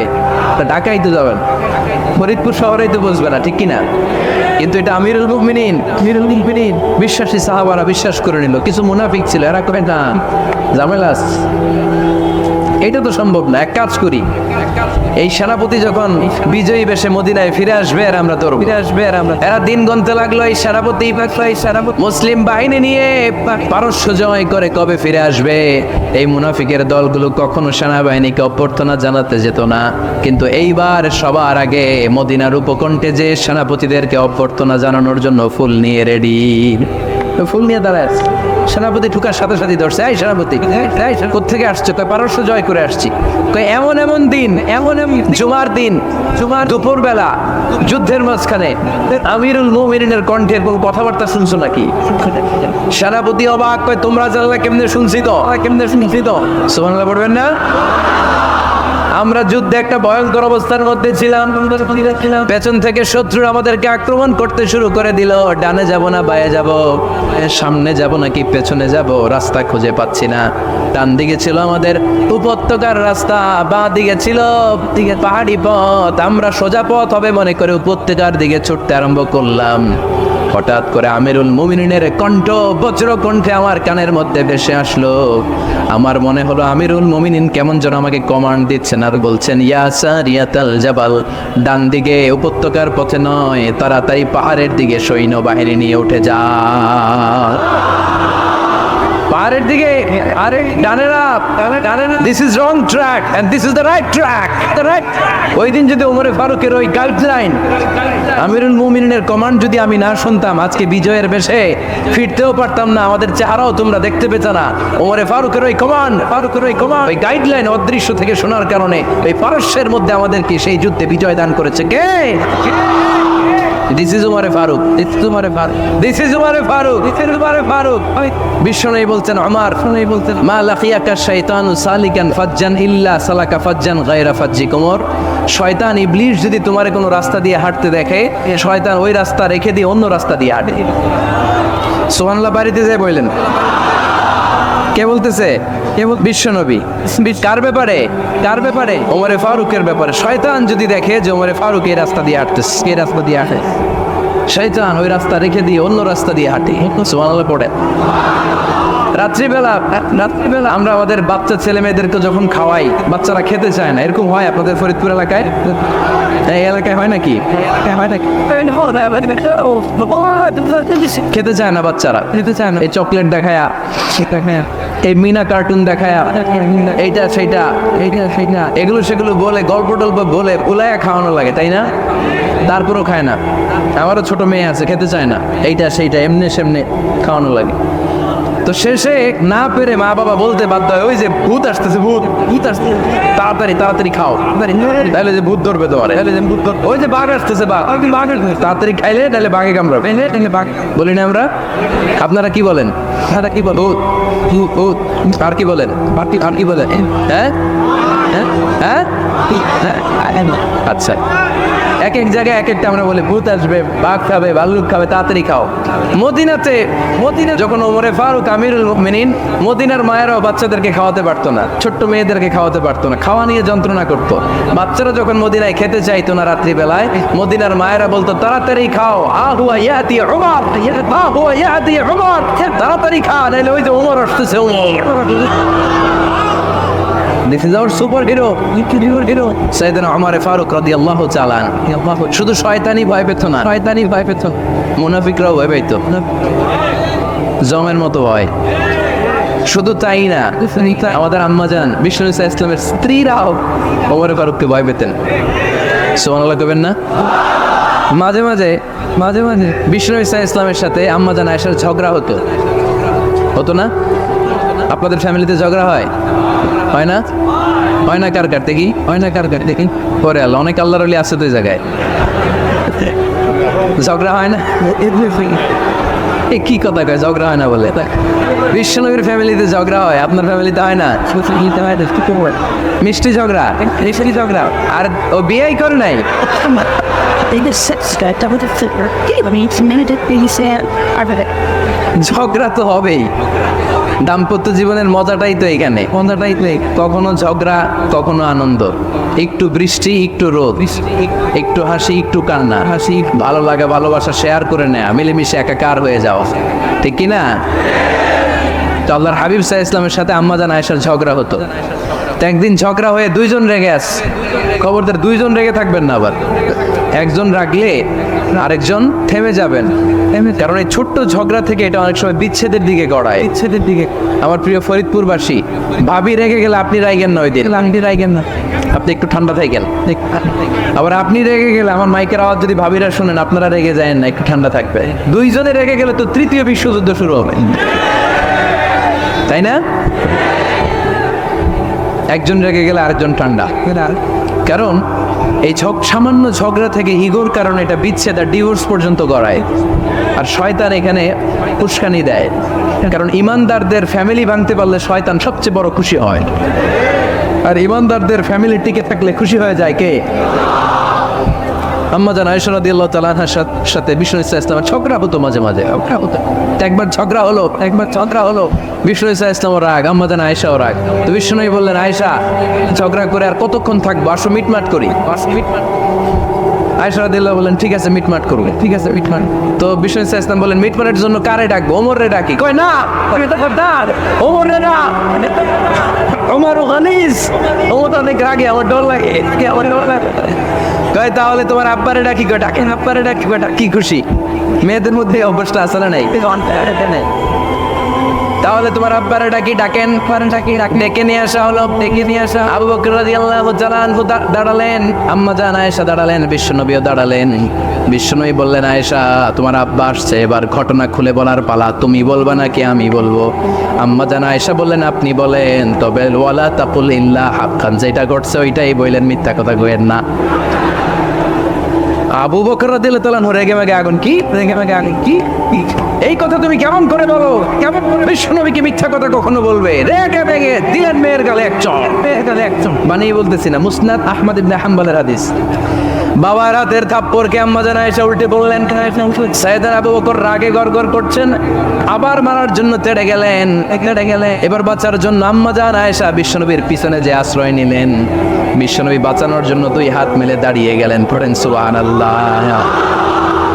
বিশ্বনবী যখন দুই হাত মেলে দাঁড়িয়ে গেলেন, সাইয়েদনা আবু বকর রাদিয়াল্লাহু আনহু থেমে গেলেন। সাইয়েদনা আবু বকর রাদিয়াল্লাহু তাআলা আনহু ঘর থেকে বের হয়ে বারান্দায় দাঁড়ালেন। পড়েন সুবহানাল্লাহ। এবার বিশ্বনবী আম্মা জান আয়েশার কাছে যেয়ে বলেন, ইয়া আয়েশা, কাইফা রাআইতিনি আনকাসতুকি মিনার রাজুল, দেখছো কেমনে বাঁচাইলাম? আপনি না থাকলে বর্তমানে ফেলতো আজকে, আমি বাঁচাইছি তোমারে, আমি আমার লগে ঝগড়া করো তুমি। লজ্জায় পড়ে আম্মা জান আয়েশা খিলখিল করে হেসে দিলেন, বিশ্বনবীও হেসে দিলেন। দুইজনের হাসির মধুর আওয়াজ শুনে সাইয়েদনা আবু বকর বাইরে থেকে অবাক, কিরে এতক্ষণ না ঝড় তুফান, এখন দেখি হাসি। সালাম দিয়ে অনুমতি নিয়ে ভিতরে ঢুকলেন। ঢুকে দেখেন আম্মা জান আয়েশাও হাসে, বিশ্বনবীও হাসে। এ হাসি দেখে আবু বকর রাদিয়াল্লাহু আনহু হেসে দিলেন। আরশের উপর থেকে খুশি হয়ে গেলেন কে? এবার সাইয়েদনা আবু বকর রাদিয়াল্লাহু তাআলা আনহু বললেন, ইয়া রাসূলুল্লাহ, আশিকানি ফি সিলমিকুমা কামা আশরাকতুমানি ফি হারবিকুমা। ও নবী, দুইজন যুদ্ধ লাগলে মীমাংসার জন্য যেমনি আমারে ডাকেন, এরকম হাসি আর আনন্দের মুহূর্তেও আমারে একটু ডাইকেন। আশিকানি ফি সিলমিকুমা কামা আশরাকতুমানি ফি হারবিকুমা। নবী, আপনাদের মধ্যে ঝগড়া লাগলে সন্ধি করার জন্য আমারে যেমনি ডাকেন, আপনাদের হাসি খুশি আনন্দ খুনসুটি এই মজাদার মুহূর্তগুলোতে আমারে বঞ্চিত রাখেন না, আমার একটু ডাইকেন। সুবহানাল্লাহ পড়েন। এই মুসনাদ আহমদ ইবনে হাম্বলের হাদিস শোনার উদ্দেশ্য হচ্ছে, বিশ্বনবী প্রথমে ওমর ফারুকের নাম বলেছিলেন। সাইয়েদনা আয়েশা বলে, না আমি ডরাই। আইবাত, দিস ইজ কল্ড আইবাত ওমর। একবার বিশ্বনবীর সব বিবিরা ধরলেন, ও নবী আমাদেরকে এটা দেন, ওইটা দেন, ঘরে ওইটা নাই। বিশ্বনবীকে, আমার কাছে কিচ্ছু নাই, যদি এমনি আমার বউ হয়ে থাকতে চাও থাকো, তাহলে তা না হলে যা লাগবে কিনে দেবো, সাথে সাথে তালাকও দিয়ে দিব। কিছু দিতে পারবো না, আমার নাই তো, সামর্থ্য নাই। কিন্তু বিবিরাও ছাড়া না, এটা দেন ওইটা দেন, ছাড়া না এটা দেন। বিশ্বনবী রহমতের নবী, বিবিদেরকে বুঝাতেও পারেন না, বিবিরা আবদার করতেছে নবী এটা লাগবে ওইটা লাগবে। ইন দ্য মিন টাইম বিশ্বনবী একজনের সালাম শুনতে পেলেন, কে যেন দরজায় দাঁড়িয়ে বলতেছে আসসালামু আলাইকুম, আসসালামু আলাইকুম। বিশ্বনবী দরজার দিকে তাকালেন, নবী দরজা তাকিয়ে বললেন ওয়া আলাইকুম আসসালাম, আর বুঝতে পারলেন এটা আমার ওমরের সালাম। সালাম দেওয়ার পরে বিবিদের দিকে তাকায় দেখে একজন বিবিও নাই, সব অন্দরমহলের ভিতরে দৌড়, সুবহানাল্লাহ পড়তে পারলেন না? This is our super hero Omar. এরকম ওমর একটা লাগবে, চিল্লায় বলেন কয়টা? একটা ওমর গোটা বিশ্বকে সোজা করে দিবে, একটা ওমর সবল আর দুর্বলের সব পার্থক্য দূর করে দিবে, মাজলুমের উপর জালিমের অত্যাচারের অবসান ঘটায় দিবে, গোটা বিশ্বটাকে সাম্য, মৈত্রী, ভালোবাসার ইনসাফ দিয়ে পরিপূর্ণ করে দিবে। সেই উমরের অপেক্ষায় আমরা, নিজের ছেলেকে 80টা বেত মেরেছেন, 80টা হাত মেরেছে, কয়টা? 80টা বেত মেরেছে। এই ব্যাপারে অনেকগুলো বর্ণনা পাওয়া যায়।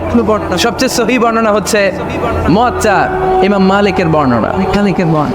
ওমরে ফারুক রাদিয়াল্লাহু তাআলা আনহুর ছেলে আব্দুর রহমান মারুফুন বিআবি শাহমা ছিলেন মিশরে, ওখানে নাবিজ খেয়েছিলেন। নাবিজ হচ্ছে আরব দেশের লোকেরা দুধের মধ্যে শক্ত খুরমা রাত্রেবেলা ঢেলে দিত, ঢেলে দিলে সারা রাত ওই খুরমার রসটা দুধের সাথে মিশে দুধটা লাল হয়ে যেত, এটারে সকালবেলা খেত, খুব সুস্বাদু, এটাকে বলে নাবিজ।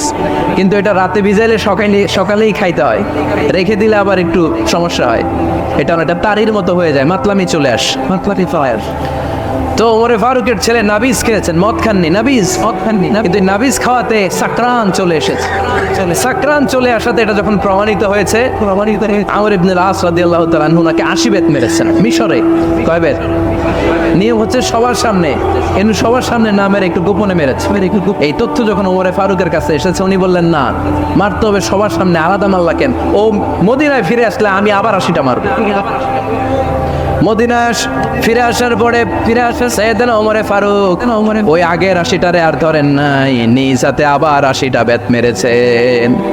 এই বেত মারার 1 মাস পরে এই আবু শামা ইন্তেকাল করে। অনেক ঐতিহাসিক বলে এই বেতের আঘাতে মরেছে, কেউ বলেছে নিজের রোগের কারণে মরেছে। কিন্তু দিস ইজ দ্য ইনসাফ সিস্টেম অফ ওমর।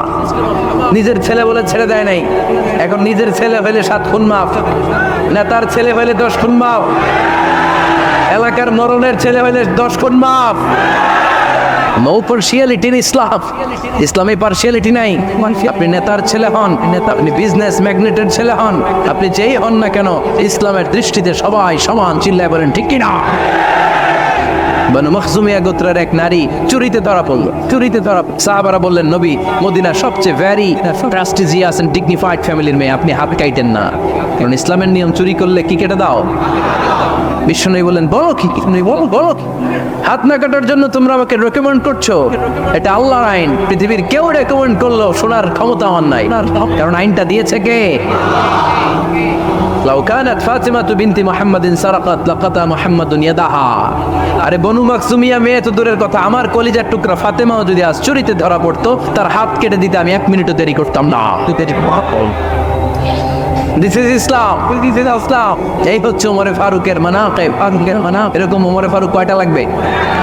আওয়াজ করে বলতে হবে, কয়টা লাগবে? একটা লাগবে। এই সাইয়েদনা ওমরে ফারুক মদিনার প্রথম চিফ জাস্টিস ছিলেন। সর্বপ্রথম ওনার পরামর্শে সাইয়েদনা আবু বকর রাদিয়াল্লাহু তাআলা আনহু কোরআনকে সংকলন করেছেন।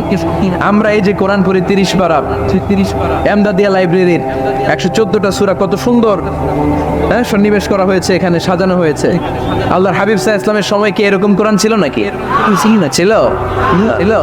খেজুর পাতার মধ্যে, গাছের বাকলের মধ্যে, ওটের বড় হাড্ডির মধ্যে আর পাথরের মধ্যে খোদাই করা কোরআন ছিল। সাইয়েদনা আবু বকরের সময়, রাদিয়াল্লাহু তাআলা আনহুর সময় যুদ্ধ হলো, 70 জন হাফেজ সাহাবী ইন্তেকাল করলেন। সাইয়েদনা আবু বকর রাদিয়াল্লাহু তাআলা আনহুকে ডেকে ওমরে ফারুক বললেন, ও আবু বকর, এইভাবে হাফেজে কোরআন সাহাবীরা যদি দুনিয়া থেকে বিদায় হয়ে যায়, আল্লাহর কোরআনও তো বিদায় হয়ে যাবে। আমার পরামর্শ হলো আপনি সব বয়োজ্যেষ্ঠ সাহাবীদেরকে একসাথে করে কোরআনের সব কাগজগুলোকে একসাথে করে একটা নির্ধারিত কপির মধ্যে কোরআনকে সংকলন করে ফেলেন। সাইয়েদনা আবু বকর বললেন, যেটা আমার নবী করে না, এটা আমি কেমনে করি? কিন্তু ওমরে ফারুক নাচরবান্দা বলে না। এটা করলে কোনো খারাপ হবে না, ভালোই হবে। মুসলিম উম্মার জন্য এক জায়গায় কোরআন সন্নিবেশিত থাকবে, আপনি করেন। সাইয়েদনা আবু বকর রাজি হয় না, ওমরে ফারুকও ছাড়ে না। ওমরে ফারুক বলতে বলতে বলতে বলতে এমন ভাবে সাইয়েদনা আবু বকর রাদিয়াল্লাহু তাআলা আনহুকে ধরলেন, সব শেষে সাইয়েদনা আবু বকর ওমরে ফারুকের কথায় কোরআন সংকলনে রাজি হয়ে গেলেন। পড়েন সুবহানাল্লাহ। উনি বললেন, ওমর যখন আমাকে বারবার বুঝাতে লাগলো, আল্লাহ তাআলা আমার হৃদয়টা ওমরের কথা শোনার জন্য খুলে দিলেন। আল্লাহ তাআলা কেমন যেন আমাকে ইলহাম করলেন, আবু বকর করো, এই কাজের মধ্য দিয়ে আমি আমার কোরআনকে গোটা বিশ্বে জীবিত রেখে দেব। This is Omar, this is Omar. এই যে আমরা হিজরি সনের যে আমরা গণনা করি, এই হিজরি সনের প্রবর্তক হচ্ছে সাইয়েদনা ওমরে ফারুক। সুবহানাল্লাহ নাই? আপনাদের মনোযোগ আছে না গেছে? কই ঘুমায় গেলেন মনে হয়? তাকবীর দেন তো একজন আওয়াজ করে।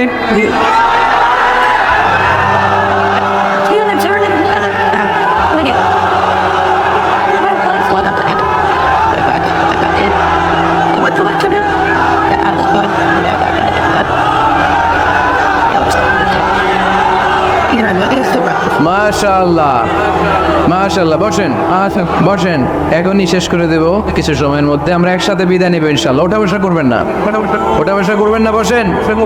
সাইয়েদনা ওমর ফারুক এই হিজরি সনের গণনা শুরু করেছে। সাহাবারা বলল, আমিরুল মুমিনিন, খ্রিস্টানদের ঈসাই সন আছে, আমাদের মুসলমানদের কোনো সন নাই। আমাদের একটা সন থাকলে আমাদের জিজিয়া নিতে, আমাদের যাকাতের টাকা উত্তোলন করতে অনেক সুবিধা হবে। ওমর ফারুক বললেন, তাহলে কোন সালকে হিজরি, কোন সালকে মুসলিম সাল হিসেবে আমরা ঘোষণা দিতে পারি? একজন বলল, আমার নবী যেই সালে জন্মগ্রহণ করেছেন ওই সালে। ওমর ফারুক বললেন, না, আমার নবীর জন্ম আমাদের জন্য খুশির দিন, কিন্তু এটা আমাদের জন্য প্রেরণা নয়। প্রেরণা নবীর কাজে, ঠিক কিনা? আরো কিছু সাহাবারা বলল, তাহলে যেই সালে আমার নবী ইন্তেকাল করেছে ওইটারে প্রথম সাল ধরেন। ওমর ফারুক বললেন, না, যেদিন তিনি ইন্তেকাল করেছেন এটা আমাদের দুঃখের দিন, এটা আমাদের প্রেরণা নয়। আমাদের প্রেরণা হচ্ছে বিশ্বনবীর ত্যাগ, তিতিক্ষা আর কাজের মধ্য দিয়ে। জোরে কোন ঠিক কিনা? ওমর ফারুক বললেন, যেদিন বিশ্বনবী ইসলাম রক্ষায় নিজের মাতৃভূমি ছেড়ে মক্কা থেকে মদিনায় গিয়েছেন, ওই দিনটাকে হিজরি প্রথম দিন ধরে আমরা হিজরি সাল গণনা করে শুরু করে দিব। ওইটাই হচ্ছে হিজরি সন। সেখান থেকে হিজরি সনের প্রবর্তন করেছেন সাইয়েদনা ওমর ফারুক রাদিয়াল্লাহু তাআলা আনহু। এই যে স্টেট গভর্নমেন্ট, এই যে প্রিজন, এই যে জেলখানা, ক্যান্টনমেন্ট, সচিবালয়, গণভবন, বঙ্গভবন, মুক্তিযোদ্ধাদের ভাতা, রাষ্ট্রীয় ভাতা, এই সব নিয়ন্ত্রণ সাইয়েদনা ওমর ফারুক তার রাষ্ট্রীয় আমলে তিনি নিজে করেছেন। চিল্লায় পড়েন আল্লাহু আকবার। মুসলমানদের আলাদা কারেন্সি, নিজস্ব মুদ্রা ব্যবস্থা নিজে চালু করেছেন। সৈনিকদের মধ্যে যারা বিবাহিত, প্রতি 6 মাস অন্তর অন্তর 1 মাসের ছুটি কাটাতে তারা ফিরে আসবে। সাইয়েদনা ওমর ফারুক চালু করেছেন। চিল্লায় আওয়াজ করে পড়েন আল্লাহু আকবার। এই যে আমরা 20 রাকাত সালাতুত তারাবি পড়ি রমাদানে, করেন না আপনারা? এটা সাইয়েদনা ওমর ফারুক চালু করেছে। সুবহানাল্লাহ পড়তে পারলেন না? কোরআনে মোট 22টা আয়াত আছে, যেখানে সাহাবারা ইনডিসিশনে ভুগছিলেন। বিশ্বনবীর মত একটা, ওমর ফারুকের মত আর একটা। এই 22 জায়গায় আল্লাহ তাআলা বিশ্বনবীর মতের পক্ষে আয়াত নাজিল না করে ওমর ফারুকের মতের পক্ষে কোরআনের আয়াত নাজিল করেছেন। আওয়াজ করে পড়েন আল্লাহু আকবার। এদিকে উঠলেন কেন আপনারা? যারা উঠছেন আমার দিকে তাকান, ঠিক আছে? কিছু ভিতরে ঢুকতেছে, কিছু বাইরেতেছে না।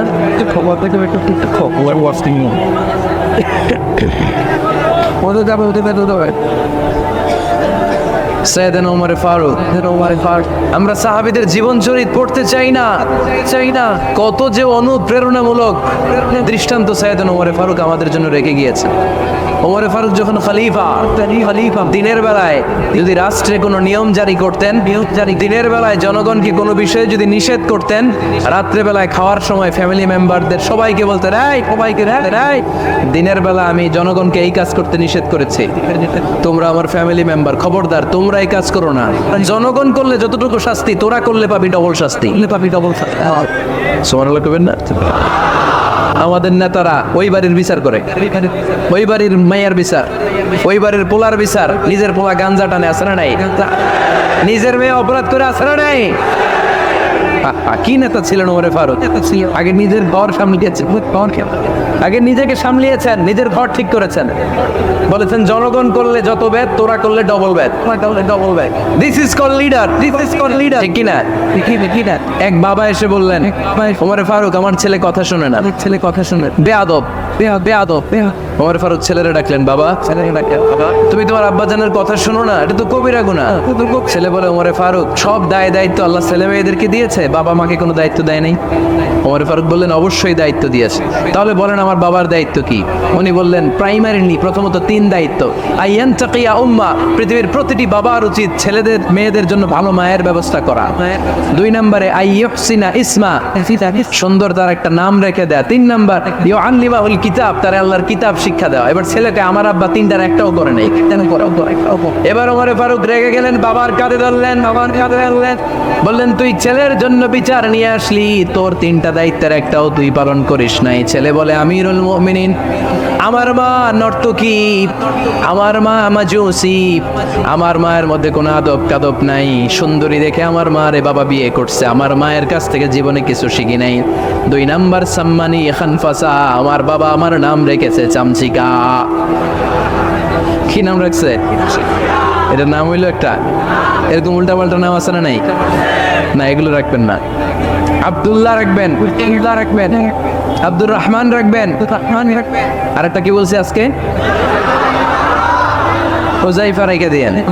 পারবেন?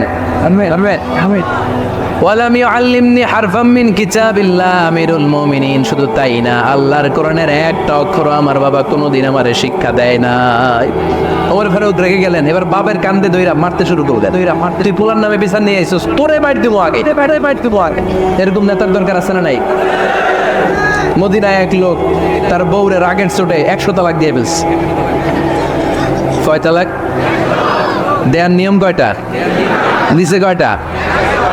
এবার স্ত্রী কাঁদতে কাঁদতে এসে বলে, আমিরুল মুমিনিন দেখেন, আমার স্বামী আমারে রেগে বেগে 100 তালাক দিচ্ছে। ওমর ফারুক বললেন, দইরা নিয়ে এটারে নিয়ে আসা হলো। ওমর ফারুক বললেন, কয়টা তালাক দিয়েছো? কয় 100টা। কেন দিছ? কয় মাথা গরম আছিল। এরকম আছে না? তালাক দেওয়ার সময় সব তালাক, তুই তালাক, তোর মা তালাক, তোর বোন তালাক, সব তালাক। তালাক দিবে ওয়াইফ রে, দিতেছে সবাই রে। তো ওমর ফারুক বললেন, দিবে 3টা, 100টা দিলা কেন? কয় মেজাজ গরম ছিল। কয় দাঁড়া, আত-তালাকু মিন শাআইরিল্লাহ, তালাক হচ্ছে আল্লাহর দেয়া বিধানের একটা নিদর্শন, এটা নিয়ে তুই খামখেয়ালি করলি। আমার রায় শোন, আমার রায় হচ্ছে 3 তালাকে তোর বউ তালাক, বাকি 97 তালাক তোর পিঠের উপরে পড়বে। এরকম বিচারের দরকার আছে না নাই? এরকম দৃষ্টান্তমূলক বিচার যদি বাংলার জমিনে দেয়া হতো, আর কোন নারী ধর্ষিতা হতো, আর কোন নারীকে অ্যাসিড মারা হতো, আর কোন নারী যৌতুকের জন্য কান্না করতো, একটা আমল লাগবে, বেশি না। কয়টা লাগবে? তিনি গভর্নর সিস্টেম চালু করেছিলেন, governor system, Islamic state, Bahrain, Yemen, মিসর, কুফা, বসরা, মক্কা, মদিনা, এই 7 জায়গায় 7 জন গভর্নর পাঠিয়েছেন। তাদের থেকে তথ্য নিতেন। এই গভর্নর সিস্টেম উনি বানিয়েছেন। সাইয়েদনা আমর ইবনে আল-আস রাদিয়াল্লাহু তাআলা আনহুকে পাঠিয়েছেন মিশরে। মিশরে একটা দৌড় প্রতিযোগিতা হতো। ওই দৌড় প্রতিযোগিতায় আমর ইবনে আল-আস রাদিয়াল্লাহু তাআলা আনহুর ছেলে অংশগ্রহণ করেছে। কিন্তু এক মিশরি ওই দৌড় প্রতিযোগিতায় চ্যাম্পিয়ন হয়ে গেছে, রানার্স আপ হয়েছে আমর ইবনে আল-আসের ছেলে। এবার মিশরি ফার্স্ট আর গভর্নরের ছেলে সেকেন্ড। রাগের চোটে আমর ইবনে আল-আসের ছেলে ওই মিশরির মাথার মধ্যে কয়েকটা বাড়ি মেরেছে। মিশরি বলে, আমার মাল্লা কেন? তুমি খেলাই পারো না, আমার মাল্লা কেন?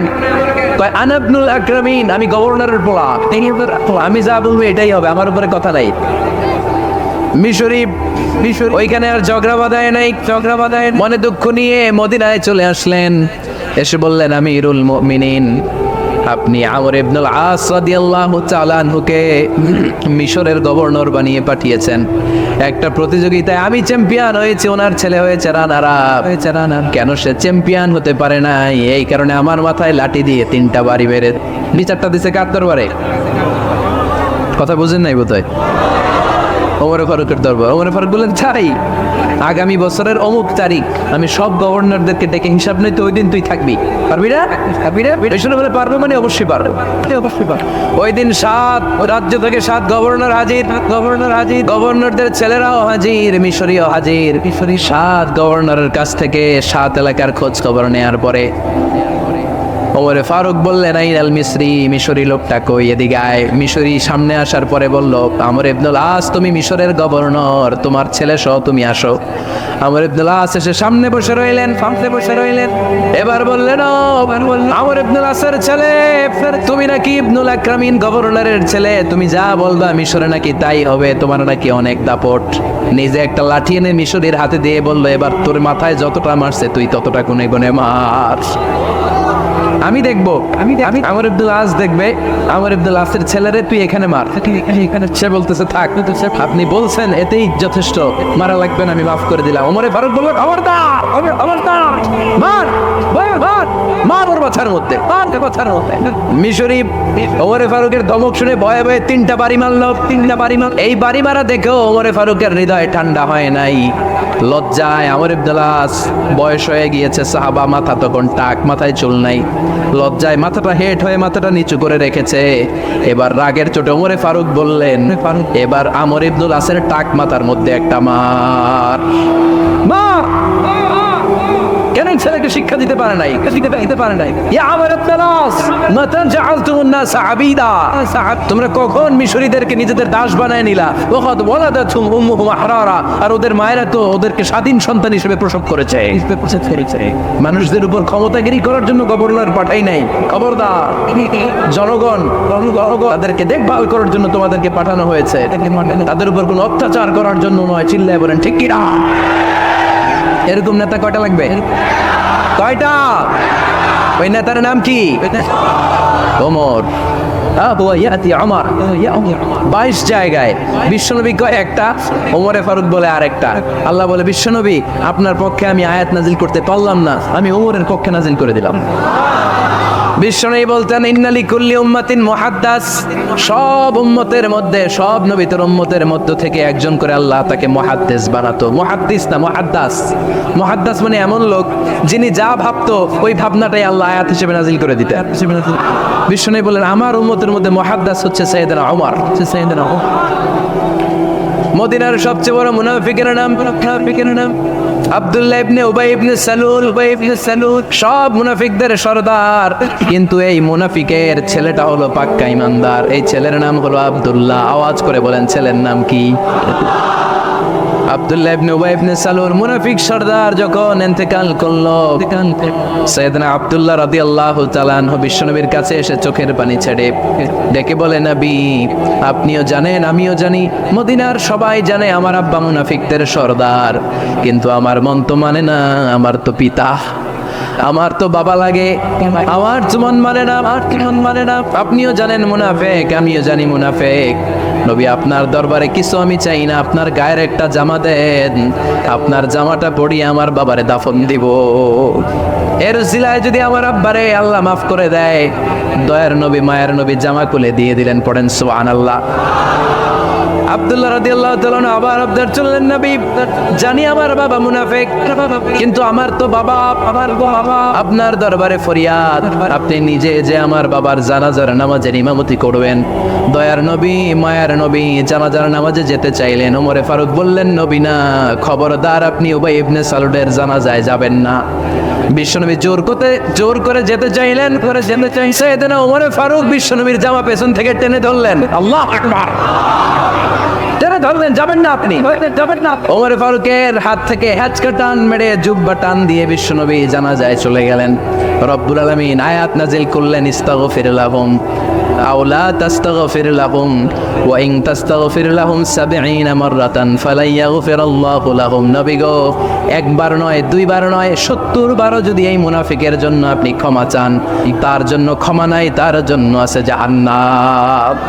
ওয়ালা তাকুম, আপনি যাবেন না আলা কবরি, কখনো তাদের জানাজায় যাবেন না। এই যে একটা ভুল করে ফেলছেন, এটা এবারই শেষ, এরপরে আর যাবেন না। সাইয়েদনা ওমর ফারুকের পক্ষে আল্লাহ তাআলা কোরআনের আয়াত নাযিল করে দিলেন। চিল্লায় পড়েন আল্লাহু আকবার।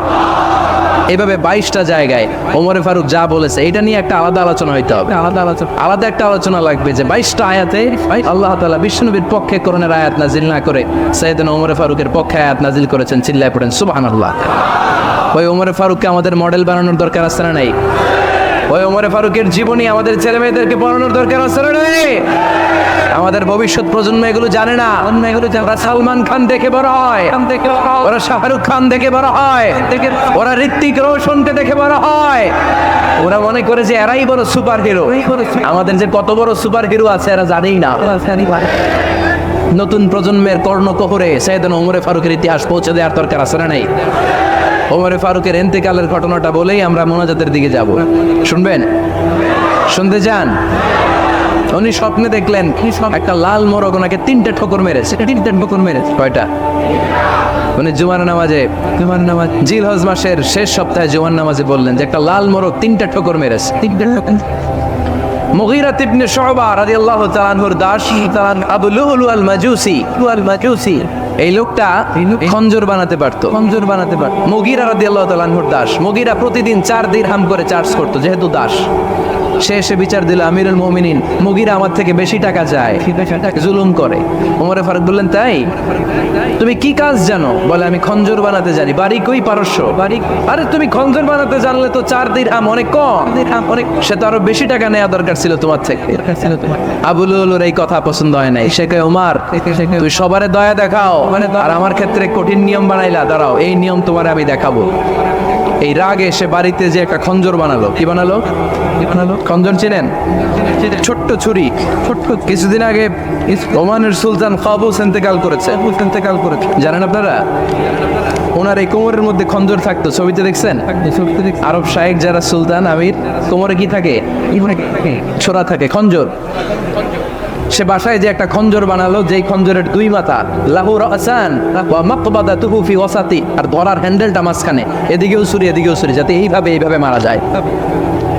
সে ধার দিতে লাগলো আর বলল ওমর দাঁড়াও তোমারে আমি দেখাবো। ওমর ফারুক মসজিদে নববীর ইমাম, ফজরের নামাজের সময় এই আবু লুলু আল মাজুসি বুরনুস পরে চাদর পরে লুকিয়ে সে অগ্নি উপাসক, মুমিন নয়। ওমর ফারুককে অ্যাটাক করার জন্য গেলেন মসজিদে নববীতে। ওয়াকানু ইউসাল্লুনা বিগালাস, তখন ওনারা অন্ধকারে নামাজ পড়তো। নামাজের সময় যখন হলো, লুকিয়ে প্রথম কাজের ওমর ফারুকের পিছনে মুয়াজ্জিনের পাশেই দাঁড়ালেন। হাতে খঞ্জর, একামত হলো। ওমর ফারুক সালাত শুরু করলেন, ফজরের সালাত। আল্লাহু আকবার। নামাজ শুরু করলেন। সূরা ফাতিহা বললেন। আরেকটা সূরা যখন পড়তে যাবেন, in the mean time Abu Lulu এই খঞ্জর নিয়ে ওমর ফারুকের বুকের মধ্যে 3টা স্টেপিং করলেন। একটা মারলেন নাভির নিচে, মারার সাথে সাথে পাকস্থলী কেটে গেল। আরেকটা মারলেন পাজরে, পাজর ছিঁড়ে গেল। 3টা মারার পরে ওমর ফারুক বললেন কাতালানি আল কালব, এক কুকুর আমাকে মেরে ফেলেছে। পেছন থেকে এক সাহাবীকে টান মেরে সামনের দিকে নিয়ে গেলেন। তুমি নামাজের ইমামতি করাও। আর ওমর ফারুককে বাকিরা ধরাধরি করে পেছনে নিতে আরম্ভ করলো। আর এই আত্মাই আক্রমণ যে করেছে, সে কাতারের মাঝখান দিয়ে যেতে আরম্ভ করলো আর 2 দিকে ছুরি মারতে আরম্ভ করলো। 13 জন সাহাবীর গায়ে ছুরি মেরেছে। 7 জন সাহাবা স্পট ডেথ, জায়গায় মৃত্যু। এই ভয়ঙ্কর অবস্থা দেখে এক সাহাবী বুরনুস, এক ধরনের জুব্বা আছে মাথাওয়ালা, অনেকে জ্যাকেট পরছেন না এরকম মাথাওয়ালা, লম্বা জুব্বা আছে আরবরা শীতে পরে মাথাওয়ালা।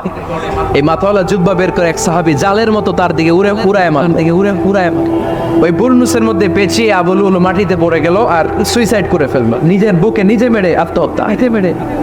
যেই সাহাবীকে ইমামতির জন্য দাঁড় করালেন, উনি ছোট্ট সূরা দিয়ে প্রথম রাকাতে সূরা আল কাউসার, দ্বিতীয় রাকাতে সূরাতুল ইখলাস দিয়ে নামাজ শেষ। ওমর ফারুক বেহুশ। ওমর ফারুক কি? বেহুশ। সবাই কান্নাকাটি করতেছে, সবাই দেখতে গেলেন, এখন হুঁশ ফিরে না। মুখ খুলে রাষ্ট্রের চিকিৎসক মুখের মধ্যে দুধ দিলেন, ওই নাভি দিয়ে দুধ বের হয়ে যায়। পাকস্থলী কেটে ওখান থেকে দুধ বের হয়ে যাচ্ছে। তারা বললো ওনারে বাঁচানো সম্ভব না, দেখেন হুঁশ ফেরে কিনা, দেখেন হুঁশ ফিরলে ওনার পরে কে আমির হবে, উনি যেন প্যানেল ঠিক করে দিয়ে যায়। সবাই তাকিয়েছে ওমরে ফারুকের চোখের দিকে। আল্লাহর মেহেরবানিতে ঘন্টা খানিক পরে উনি চোখ খুললেন। চোখ খোলার পরেই বলেন নাই ও মা আমি মরে যাই। চোখ খোলার পরে উনি বলেন নাই কে মারলো আমারে, কে মারলো আমারে। চোখ খোলার পরে উনি বলেন নাই আমার পরে নেতা কে হবে। চোখ খোলার পরে সর্বপ্রথম কথাটি ছিল আসল্লান নাস, আমার নেতৃত্বে যে ফজরের নামাজটা শুরু হয়েছিল এটাকে ঠিক মতো তোরা পড়েছিলি? আমার নেতৃত্বে যে ফজরের জামাত শুরু হয়েছিল সেটা ঠিকঠাক মতো সমাপ্ত হয়েছিল কিনা আগে বল, কিনা আগে বল। আসল্লান নাস, নামাজটা হয়েছে কিনা বল, নামাজ কিনা ঠিক কিনা সুবহানাল্লাহ বলতে পারলেন না? This is Umar, this is Umar hour super hero, আমার সুপার হিরো। নেতা অনেকগুলো লাগে না, অনেক এরকম নেতা একটাই যথেষ্ট যে গোটা বিশ্বকে কাঁপায় দিতে পারে। চিল্লায় বলো ঠিক কিনা? আমরা চাই আমাদের ছেলেগুলো ওমরে ফারুকের মতো বড় হোক। আমরা চাই আমাদের ছেলে মেয়েগুলো খাব্বাব, খুবাইব, সাইয়েদনা আলী, উসমান, আবু বকর রাদিয়াল্লাহু তাআলা আনহুর অনুসরণে বড় হোক, ঠিক কিনা? আমরা একটা ওমর চাই, যিনি আমাদেরকে সালাতের শিক্ষা দিয়ে গিয়েছেন, ইন্তেকালের আগে বলেছেন সাল্লান নাস। এজন্য আমরা যেন নামাজ কখনো নষ্ট না করি। আল্লাহর জমিনে দ্বীন বাস্তবায়ন আসাদ্দুহুম ফি আমরিল্লাহি ওমর, ওমর রাদিয়াল্লাহু তাআলা আনহু মতো এত কঠোর কেউ ছিলেন না। তাই দ্বীন বাস্তবায়নে আমরা যেন কাউরে ছাড় না দেই। সবার আগে আল্লাহর দ্বীন, সবার আগে আল্লাহর কোরআন, সবার আগে আমার ইসলাম, ঠিক কিনা? চাইলেই কেউ এদেশ থেকে ইসলামরে মিটাই দিতে পারবে না। যে দেশে আল্লাহু আকবার ধ্বনির সাথে সাথে সূর্য উঠে যায়, আল্লাহু আকবার ধ্বনির সাথে সাথে সূর্য ডুবে যায়, সে দেশে আর কিছু থাকবে না, থাক আমার ইসলাম থাকবেই। এই কোরআনকে আমি তোমাদের হতভাগ্য জাতি হিসেবে দুনিয়ায় থাকার জন্য পাঠাই নাই, এটা রব্বুল আলামিনের পক্ষ থেকে এসেছে। যারা রবকে ভয় করে তাদের জন্য আছে উপদেশ। যিনি আকাশ বানিয়েছেন, জমিন বানিয়েছেন, ওই আল্লাহ তাআলা নিজেই এই কোরআন পাঠিয়েছেন। আওয়াজ করে পড়তে হবে আল্লাহু আকবার। উনি খুব ভালো আরবি জানতেন, ভালো আরবি। সূরা তাহা পড়ার পরে আর ধৈর্য ধারণ করতে পারে না। ওমর ফারুক ছোট্ট বাচ্চার মতো কান্না শুরু করে দিলেন, আল্লাহু আকবার। সূরা তাহাটা হাতে নিয়ে, তলোয়ারটা হাতে নিয়ে বিশ্বনবীর দিকে ছুটতে আরম্ভ করলেন। আইনা মুহাম্মদ, আইনা কোথায় মুহাম্মদ, তোমরা আমাকে মুহাম্মাদের কাছে নিয়ে চলো। বিশ্বনবী তখন সাফা পাহাড়ের পাদদেশে দারুল আরকাম ইবনে আলকামের ঘরে লুকিয়ে লুকিয়ে কোরআনের দাওয়াত দিতেন। ওমরে ফারুককে পাগলের মতো ছুটে আসতে দেখে বিশ্বনবীর চাচা হামজা ইবনে আব্দুল মুত্তালিব বলল, নবী আপনি পালান, ওই যে খাত্তাবের বেটা ওমর আপনাকে অপমান করার জন্য, আক্রমণ করার জন্য তেরে এসেছে। সাহাবীরা বললেন, নবী আপনি পালিয়ে যান, আমরা সামাল দেব, আপনারা সামাল দেব। বিশ্বনবী বললেন না, আমি পালাবো না, বরং তোমরা সরে যাও। ওমর ইবনে খাত্তাবকে আমার দরবার পর্যন্ত আসতে দাও। আমার তো মনে হচ্ছে ওই যে তাহাজ্জুদের নামাজ শেষে চোখের পানি ছেড়ে যে আমি আল্লাহর কাছে দোয়া করেছি, আজকে আমার ওই দোয়াটা কবুল হতে শুরু করেছে। আমার তো মনে হচ্ছে আমাদের দোয়া কবুল হবে, আসতে দাও। ওমর ফারুক এসে বললেন, আশহাদু আল্লা ইলাহা ইল্লাল্লাহ ওয়া আশহাদু আন্না মুহাম্মাদান আবদুহু ওয়া রাসূলুহু। আমি সাক্ষ্য দিলাম আল্লাহ ছাড়া কোনো ইলাহ নাই, নিশ্চয় আপনি আল্লাহর প্রেরিত বান্দা এবং রাসূল। পড়েন সুবহানাল্লাহ। ওমর ফারুক যখন কালিমা শাহাদা পড়ে মুসলমান হয়ে বিশ্বনবীর হাতে হাত রাখলেন, মুসলিম সাহাবীদের মধ্যে খুশি আর আনন্দের বন্যা বয়ে গেল। মুসলিম হাতে গোনা সাহাবারা আল্লাহর প্রশংসা করলেন। বিশ্বনবী সাইয়েদনা ওমর ফারুককে জড়িয়ে ধরলেন। ওমর ফারুক এবার বিশ্বনবীরে বললেন, নবী গো, আলাসনা আলাল হক, আমরা কি সত্যের উপরে আছি নাকি আমরা ভুলের উপরে আছি? বিশ্বনবী বললেন, বালা নাহনু আলাল হক, আমরা এই সত্যের উপরে আছি। সুবহানাল্লাহ পড়ে। আলাসনা আলাল হক, আলাসনা আলাল হক, নবী আমরা কি সত্যের উপরে নাই? সত্যের উপরে, হ্যাঁ অবশ্যই ওমর তুমি সত্যের উপরে আছো। ওমরে ফারুক বললেন, তাহলে ফাফিমাল ইখতিফা, তাহলে লুকায় লুকায় আর দাওয়াত দেব কেন? দাওয়াত কি? আমি তো কালিমা পড়ে ফেলছি, আসেন আমার সাথে বের হই। ফাফিমাল ইখতিফা, আর লুকায় লুকায় কেন? আসেন আমরা বাইরে বেরোই। বিশ্বনবী বললেন, ওমর এটা আমার কি জীবন, এখানে আমরা একটু গোপনে গোপনে দাওয়াত দিতে চাই। ওমরে ফারুক বলে, না, আমার দায়িত্ব, আমি একটা মিছিল দিতে চাই নবী, আল্লাহর নামের তাকবীর দিতে দিতে দারুল আরকাম থেকে শুরু করে মসজিদুল হারাম পর্যন্ত একটা মিছিল দিয়ে আমি মক্কা কাঁপায়া দেব। অনুমতি দেন, বিশ্বনবী দিতে চায় না। ওমর ফারুক অনেক বোঝানোর পরে স্বল্প পরিসরের একটা অনুমোদন পাওয়া গেল বিশ্বনবী সাল্লাল্লাহু আলাইহি ওয়াসাল্লামের কাছ থেকে। কিন্তু মিছিল যে দিবে, মিছিলের জন্য লোকের দরকার আছে না নাই? এইখানে লোক নাই, আমি একাই মিছিল দিতেছি, একাই মিছিল, এটা জমবে, মিছিল জমবে। খুঁজে উনি 11 জন মুসলিম সাহাবা পেলেন। কয়জন? ওমর ফারুক বললেন 11 জনই সই। এই 11 জন নিয়ে আমি আল্লাহর নামের তাকবীর দিব। 2 লাইন করলেন। কয় লাইন? 2 লাইন। পেছনে 6 জন, আর এই লাইনের নেতা বানালেন বিশ্বনবীর চাচা হামজাকে রাদিয়াল্লাহু তাআলা আনহু। আর সামনে 5 জন, তার আগে দাঁড়ালেন উনি নিজেই। তাহলে 6-6-12 বললেন এই 2 লাইনই আমরা তাকবীর দিতে দিতে, বেশি না, এই দারুল আরকামের ঘর থেকে, আপনারা জানেন যে সাফা মারওয়া এখন যে সাই হয়, এই সাফার পাদদেশে ছিল দারুল আরকামের ঘর। উনি বললেন এখান থেকে ওই যে কাবার গিলাফ দেখা যায়, কাবার গিলাফ পর্যন্ত আমরা এই তাকবীর নিয়ে ওখানে যাব। তাকবীর নিয়ে সুবহানাল্লাহ করবেন না? ওখানে উনি দাঁড়িয়ে ছোট্ট একটা ভাষণ দিয়েছিলেন। উনি বলেছিলেন মান আরাদা আন তাসকুলা উম্মু ওয়া ইয়াতামা ওয়ালাদু ওয়া তারমিলা যাওজাতুহু ফালিয়াসুদ্দানি। খেয়াল করে শুনেন, কান দুইটা খরগোশের কানের মতো খাড়া করেন। উনি এক বাক্যের একটা ভাষণ দিলেন। ভাষণ দিতে জানলে বড় ভাষণ দেয়া লাগে না, এক বাক্যের ভাষণ দিয়ে গোটা বিশ্বকে ঝাঁকুনি মারা যায়। চিল্লায় বলো ঠিক কিনা? ওমর ফারুক এক বাক্যের একটা ছোট্ট ভাষণ দিলেন। মান আরাদা আন তাসকুলা উম্মু, কে আছো মায়ের এই মক্কায়, কে আছো মায়ের বুক খালি করতে চাও? ইয়াতামা ওয়ালাদু, কে আছো বাচ্চাগুলারে, নিজের সন্তানগুলোরে ইতিম বানাতে চাও? কে আছো তারমিলা যাওজাতুহু, নিজের স্ত্রীকে বিধবা বানাতে চাও? ফালিয়া সুদ্দানি, বুকের পাটা থাকলে আমি ওমর রে থামাও। ফালিয়া সুদ্দানি, দেখি মক্কায় কার এত বড় বুকের পাটা? কে আছো মায়ের বুক খালি করতে চাও, সন্তান রে এতিম বানাতে চাও, স্ত্রীকে বিধবা বানাতে চাও? ফালিয়া সুদ্দানি, পারলে আমারে ঠেকাও। এই বলে উনি আল্লাহু আকবার, আল্লাহু আকবার, আল্লাহু আকবার বলে স্লোগান শুরু করে দিলেন। এক এক স্লোগানে মক্কার মরুজমিন থারথার করে কাঁপতে আরম্ভ করলেন। এই মিছিল মক্কার কেউ দেয় নাই।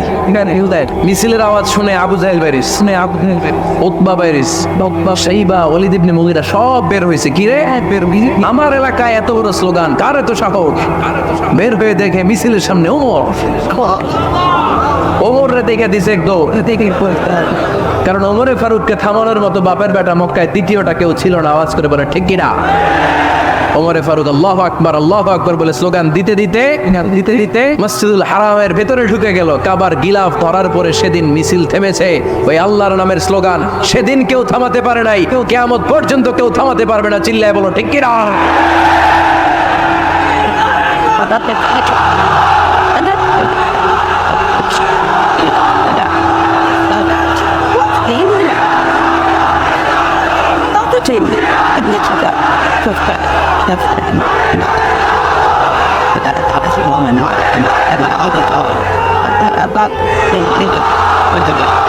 ওই রকম একটা ওমরের দরকার, আমাদের বেশি চাই না। জোরে বলেন ঠিক কিনা? দাও খোদা দাও আমায় আবার ওমর দারাজ দিল, দাও খোদা দাও আমায় আবার ওমর দারাজ দিল, দাও আলীর মতো বীর সেনানি, আলীর মতো বীর সেনানি জাগাতে নিখিল, দাও খোদা দাও আমায় আবার ওমর দারাজ দিল। সুবহানাল্লাহ পড়েন। একটা ওমর লাগবে, একটা ওমর। চিল্লায় বলেন কয়টা? ওই ওমরের অপেক্ষায় বাংলাদেশ সহ গোটা মুসলিম উম্মাহ, ঠিক কি না? একটা ওমরে যথেষ্ট। আমাদের সেন্ট্রাল লিডারশিপ নাই তো, আমাদেরকে এদিকে লাথি মারলে আমরা ওইদিকে যাই, ওদিক থেকে কোথা মারলে আমরা এদিকে যাই। আমাদের রিপ্রেজেন্টেটিভ, আমাদের প্রতিনিধিত্ব করার মতো কোনো কেন্দ্রীয় লিডারশিপ নেতৃবৃন্দ গোটা বিশ্বে নাই, ঠিক কি না? আমরা সেই ওমরে ফারুকের অপেক্ষায়, আমরা সেই ইমাম আল মাহদির অপেক্ষায়। এই ওমরে ফারুক আমাদের মডেল, ঠিক কি না?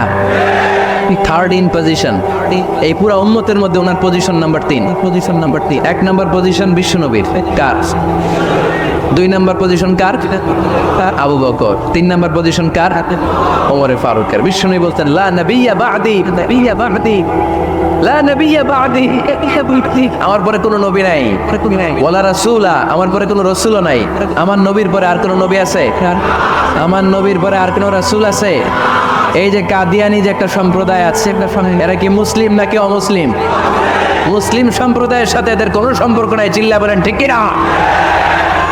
এরা যদি মুসলমান হতে চায়, আমার নবী দ্য লাস্ট মেসেঞ্জার, বিশ্বনবীকে খাতামুন নবী হিসেবে সংবাদ সম্মেলন করে গোটা বিশ্বকে জানাই দিতে হবে, তারপরে তাদেরকে আমরা মুসলিম হিসেবে স্বীকৃতি দিব। চিল্লা বলেন ঠিক কিনা? তা না হলে তারা কোন ধর্মের এটাকে জানাই দিতে হবে। No inferiority complex, no identity crisis.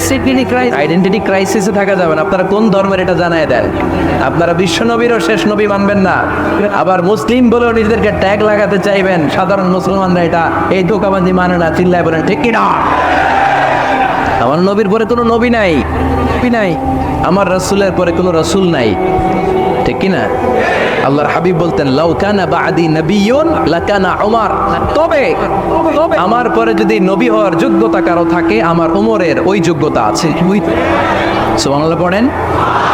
প্রভু তুমি বলেছ রাসূল দেবে না, বলনি দেবে না ওমর, বলনি দেবে না হামজা তারি, খালিদ বিজয় সমর। প্রভু তুমি বলেছ রাসূল দেবে না, বলনি দেবে না ওমর, বলনি দেবে না হামজা তারি, খালিদ বিজয় সমর। প্রভু তুমি বলেছ রাসূল দেবে না।